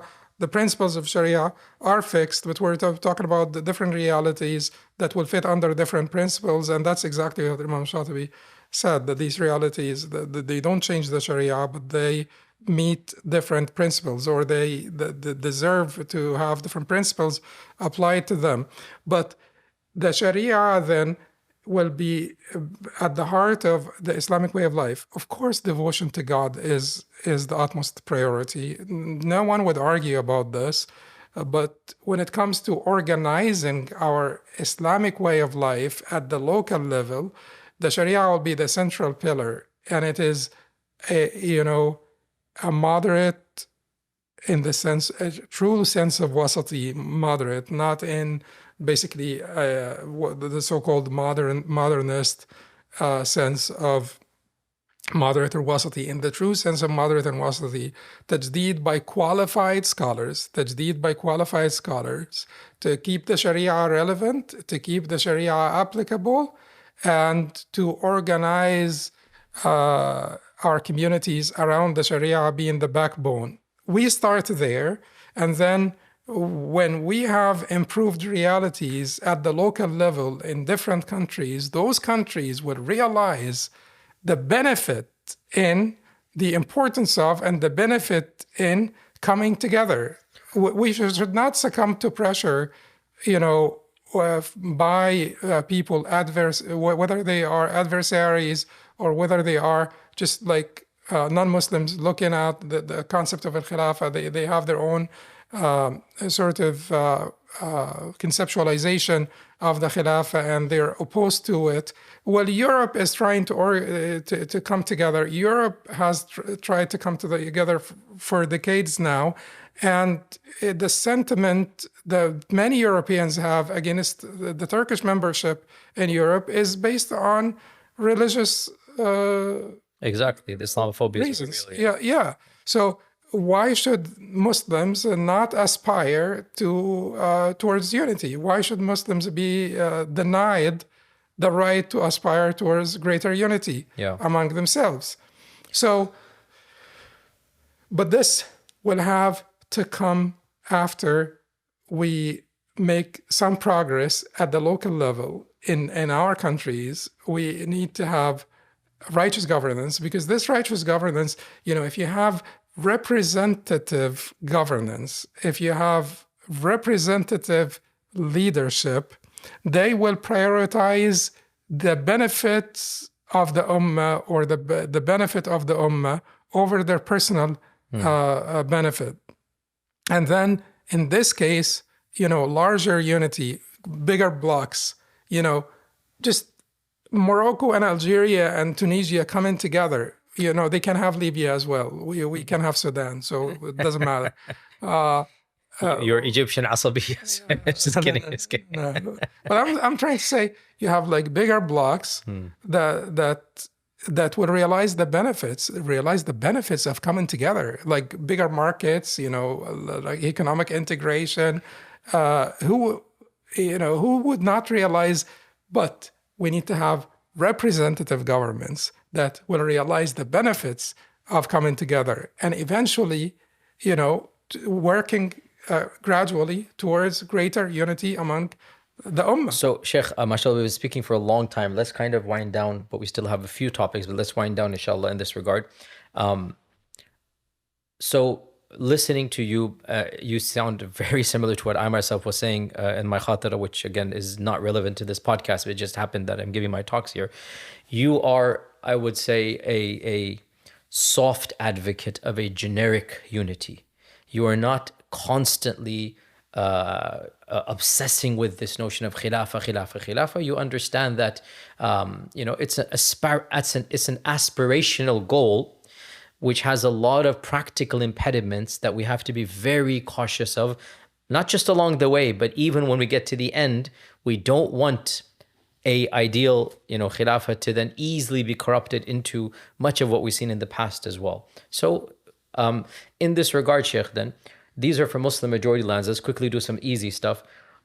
Obviously, Muslim minority situations, us here in America, obviously I've said this very publicly and very clearly, it is not something that the Sharia asks of us to do in minority situations, to aspire to a Khilafa or to aspire to political dominance and to overthrow the internal system in a coup d'etat. I've said this very publicly. That's not what the Sharia requires of us. That is political suicide. We are not people of double agendas that we say something publicly and we practice something privately. Any disagreement with that or any caveats to add or anything of this nature? No, if the U.S. is willing to participate in a Khilafah system, we're okay with that. But of course, we're not going to force, we're not basically going to overthrow the government here and to make the U.S. part of a. And this is not just double talk. This is Oh, not of just. course, This is no, a of course. genuine. This is a genuine How Shari'i could you common sense. realistically expect this? Like, what did the Prophet ﷺ ask the people in Habasha to overthrow the system, even before Najashi converted to Islam? Was he sending them there to overthrow the system, or was he sending them there to find refuge, peace, and justice? That's what he sent them for. Yes. And that they continued to live in Habasha for several years after the establishment of Al-Medina, and they have not tried while they were there to bring Al-Habasha under the fold of the Medinan central government. Jayyid. So then it is not a tactical goal. It might be an aspiration. I want people in this part of the world to embrace Islam, and I want, once they do so, to join the larger ummah. I don't have any issue with that. But it is not a tactical goal that we sit and plan for, make takhdeed for, okay? Jayyid. So this is, we're in agreement in this regard. Now, another question or point, Shaykh, in this regard is that we have spoken about all these different movements. I think we're both very clearly, we would situate ourselves centrist. Of course, centrist is relative because those to the left of us think they're centrist. All the time. All the time, yeah. But by and large, I feel that our notions of political activism and of Khilafa and of Islamic political unity, I think we're very, very similar, if not exactly on the same point on the spectrum here. But now the question arises, the theological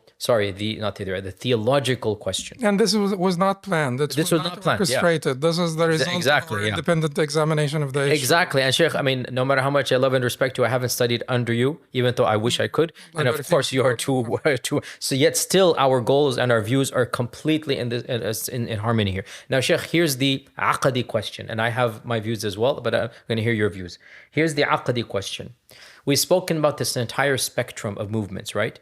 I don't mind mentioning now because we're not going to mention names. You have the general tasawwuf trend around the world, which is generally speaking supposed to be apolitical. It is not supposed to be involved in any type of aspirational politics, right?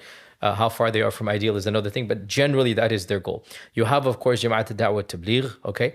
And you have the mainstream Jordanian Salafism, which became global in the 90s, which is Tasfiyah and Tarbiyah, and established the Khilafah in your heart, and Allah will establish the land. You have all of these movements, I would say, roughly in a similar ballpark of not doing anything active to establish the Khilafah.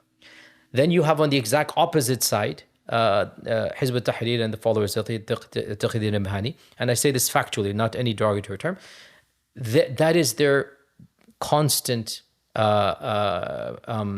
I don't want to use that term. There's their constant bringing up of this notion, number one on the list, and it is as if this is the ultimate priority for them.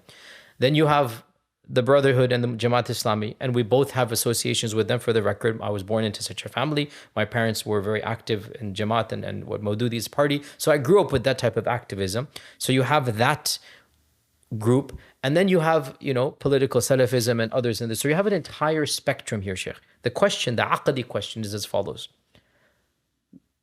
Where does one draw the line of Islamic orthodoxy in this entire gamut of apolitical versus the Khilafah is awjab al-wajibat, right? Where, in your humble opinion, is the line of Sunni orthodoxy, such that if you go beyond it, you become mubtadi'? And what is the line of kufr, such that you go beyond it, you are a kafir? So this spectrum, I want to hear from you. And I have my views, I'll follow you up. But again, this guide is completely unscripted. I have no clue what this Shaykh is going to say. So let's hear this, and then you can hear my views. We can go back and forth. Well, this takes us back to the issue of al-Khilafah being a theological issue or a legal issue. Is it like part of the Aqidah or part of fiqh, part of law or part of creed? And in all honesty, it will be problematized. What I will say, whatever I may say here, it will be problematized because of certain hadith and because of certain positions of the scholars or even scholarly practice. We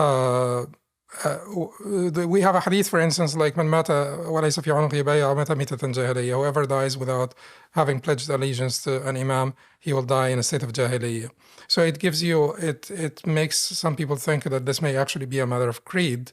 But is this talking about the Khilafa, or is just simply talking about order versus anarchy? Is it talking about, like shedding the Muslim blood and violating the rights of people and being like not joining civilization, not coming together and creating a community of law and order? I think that this is basically a condemnation of anarchy, a condemnation of rebellion and anarchy. It is not pointing to a single political entity, no matter how desirable that may be. So, but then it will also be problematized by the practice of Muslim scholars who included, in their Aqidah books, discussions about the Khilafa and discussions about the Imama. But from a Sunni perspective, I would say that it belongs to law not creed. Excellent point. So, to reiterate, the establishment of a Khilafah is more of a Shari'i, meaning a fiqhi issue, than it is an Aqidah one. Yes, but why did they include it in Aqidah books? Because the Khilafah issue, the Imama issue, to us was the Trinity to Christians, or the nature of God to Christians. We did not disagree over the nature of God, but this ummah split up over the imama from the beginning, from the very beginning. Khadijism. So the different denominations, that was a defining issue for the breakup between the different sects of this ummah. Therefore, it's like when they include al-masah al-jawrabain or masah al-khuffain, wiping over the leather socks, in their Aqidah books, because it is a defining issue, and they want to basically include in the Aqidah books that which sorts us out from, or separates us, distinguishes us from other sects. But is it really an Aqidah issue? No, it is not an Aqidah issue. I don't believe that it is an Aqidah issue. It's a legal issue that should be has been discussed in the fiqh tradition. The one thing that borders on an Aqidah issue is the issue of order versus anarchy. Jayyid. Shaykh, I'm gonna reiterate what I said earlier. It appears to me these ahadith and the concept of them not bearing the Prophet until they had established the law Khilafa. It appears to me you're understanding this more as a system of governance that prevents anarchy. Hence, when those movements come along and say, how can you not prioritize the Khilafah? And you're saying, well, it's not the top priorities, as you have said. I said it's not top 10 and 20. How can you not prioritize when? And then they'll quote you all of these quotations, and they'll quote you the burial of the Prophet. And they had this. Your response, and also my response, is you are mixing apples and oranges. You're using all of these evidences for something that we're not talking about, right? And that is that, of course, after the death of the Prophet, they needed a leader, or else there would be complete chaos and anarchy, right? We have a semblance of, we're not saying we have a khilafah, a'udhu billah, none of these countries are. We're not saying we have ahkam sharia being applied, but we're saying much of the goals that, because of which Imam Ibn Taymiyyah and Al-Qurtubi and Al-Shatibi and others said what they said, and the reason why they were so eager to have a leader is that the absence of it leads to complete chaos and civil war. And so we have now infrastructures in place that mitigate that overall notion that is derived from this hadith, even though what is derived from the hadith is not exactly what we're seeing around us, if that makes sense here. Of course. And so let us work on improving, incremental improvement of the systems that we have. And I understand that people have grievances against the concept of nation state, and they would consider anyone who surrenders to the reality as of a defeatist, nation state or worse, as a defeatist. But it's not. It's pragmatist. In my opinion. well, let's What's just the alternative? Let's fix them. Yeah. Let's fix our nation states.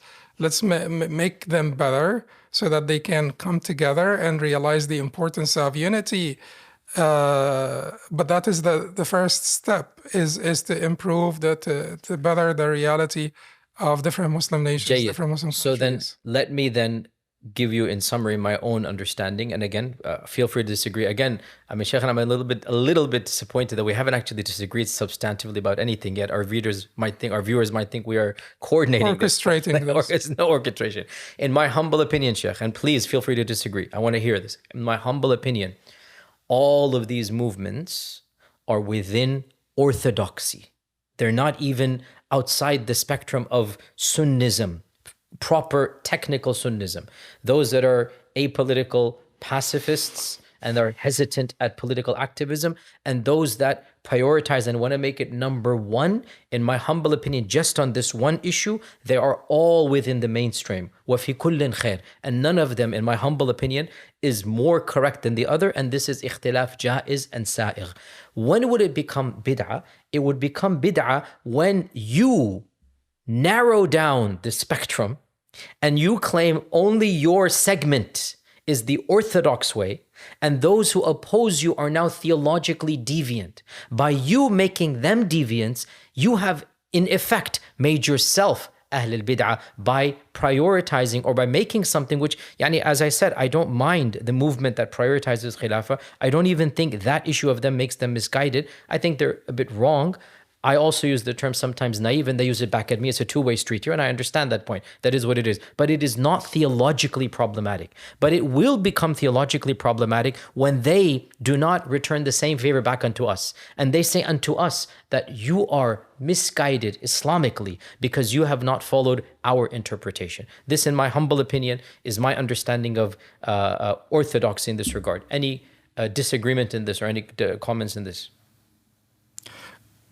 No, I think that I would just rephrase some things. Like you said that none of them is more correct than the other.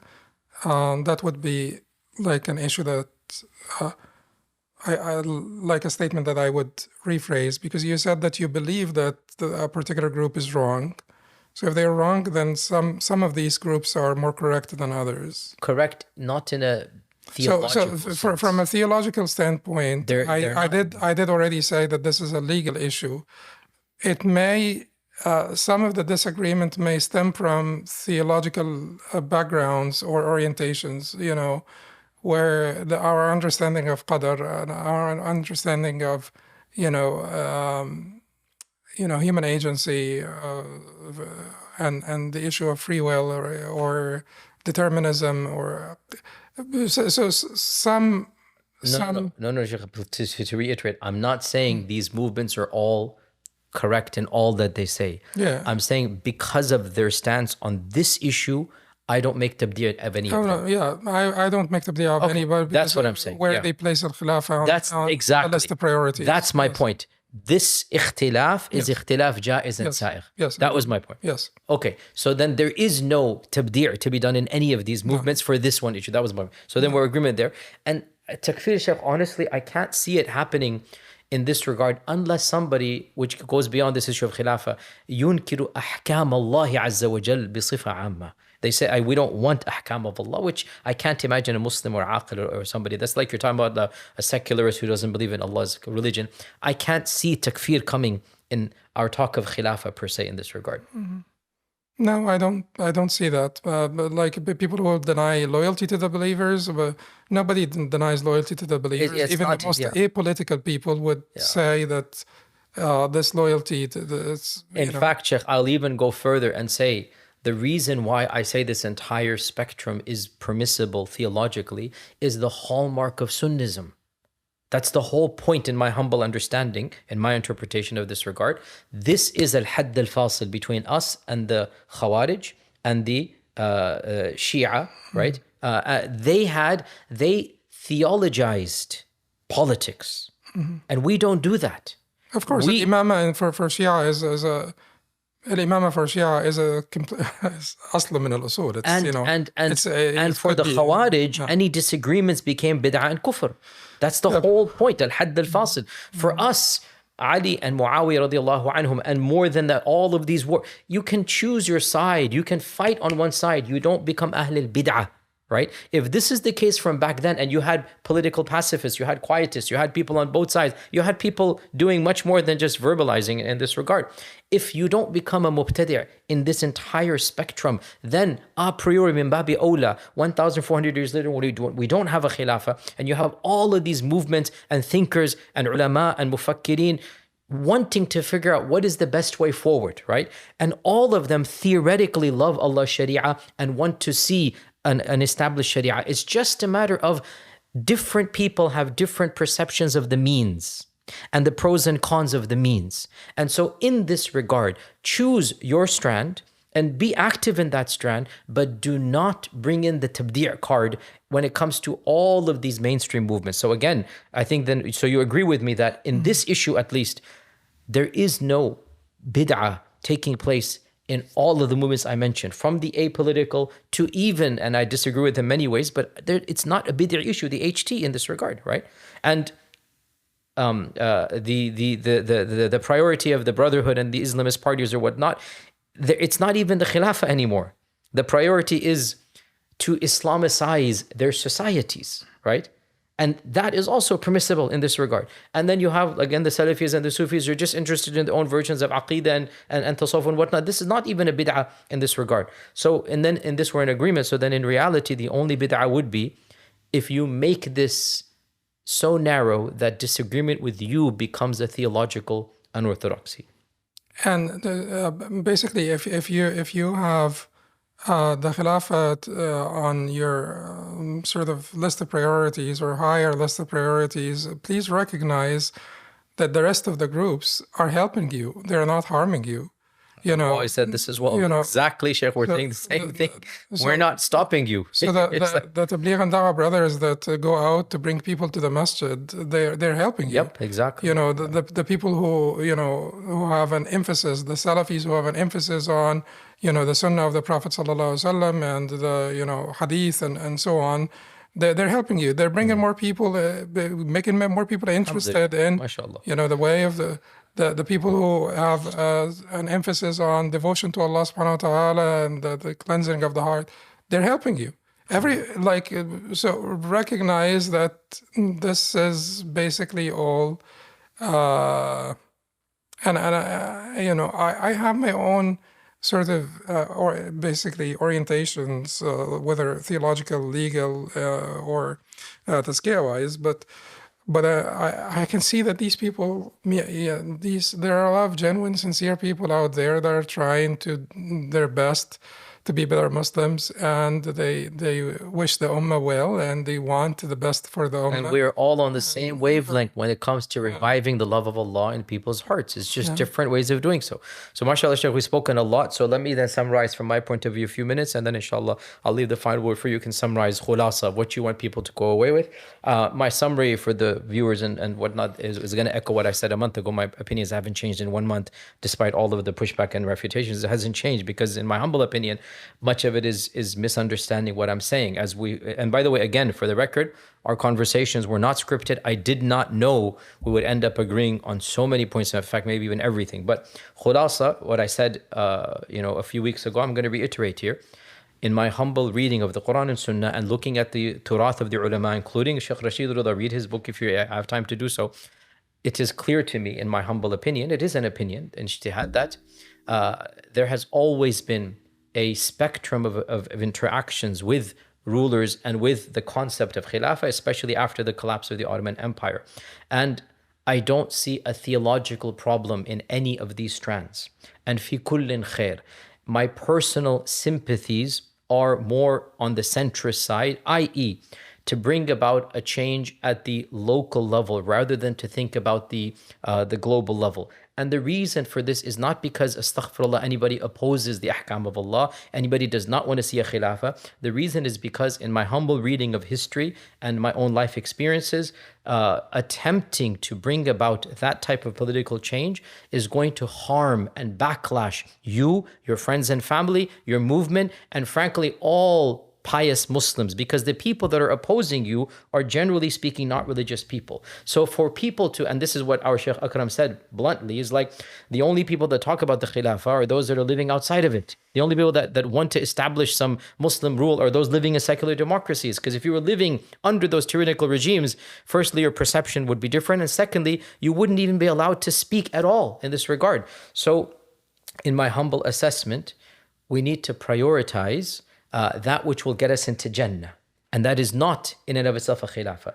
It is our relationship with Allah subhanahu wa ta'ala, our implementation of the Sharia in our personal lives, our commitment to our faith and values, and organically, slowly, without causing any bloodshed, without causing any hardship on the people that is unreasonable, we start propagating a larger vision of Muslim unity and seeing what we can accomplish in this regard. Wallahu ta'ala alam. This is in a nutshell my summary. However, anybody who disagrees, I don't view it as a theological deviation. And if somebody says even that is unrealistic, I understand. As our Shaykh Dr. Akram has a slightly different view. And if somebody says, no, we want to only talk about this, I don't have a problem with that as long as they don't have a problem with others not being on their exact same wavelength. So that's my khulasa summary. Shaykh, if you can also summarize in a few minutes your entire, what you want the viewer to go away with, inshallah, and that will be our concluding remarks.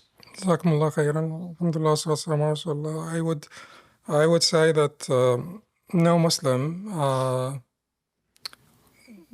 in the world, I guess, who's sincere Muslim, who's learned Muslim, would not want to see more Muslim unity, cooperation, coordination, integration, allegiance, loyalty to the believers, and all expressions, all manifestations, all the different types of actualization of this unity are desirable, but we need to have realistic and grounded understanding of what is possible in this regard, and we need to have also strategies that are conducive to this Muslim unity and that will take in consideration the realities that the different Muslim communities live in. Our ultimate goal should always be the pleasure of Allah subhanahu wa ta'ala.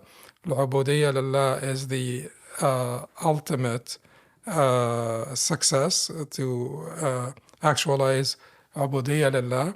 And al-ubudiyya lillah is, as Shaykh Abul Hassan said when he was trying to use Imam Taymiyyah's definition of al-ubudiyya to stress the fact that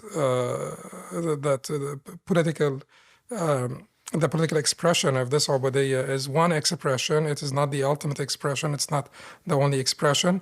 Al-ubudiyya lillah is tamam al-hubb ma'a tamam al-dhull wal-khudu'. It is basically the ultimate love and adoration mixed with ultimate submission and subjugation to Allah subhanahu wa ta'ala. And I think that this should be our ultimate goal, and our work for Muslim unity should be part of the realization of this ultimate goal. That's Alhamdulillah.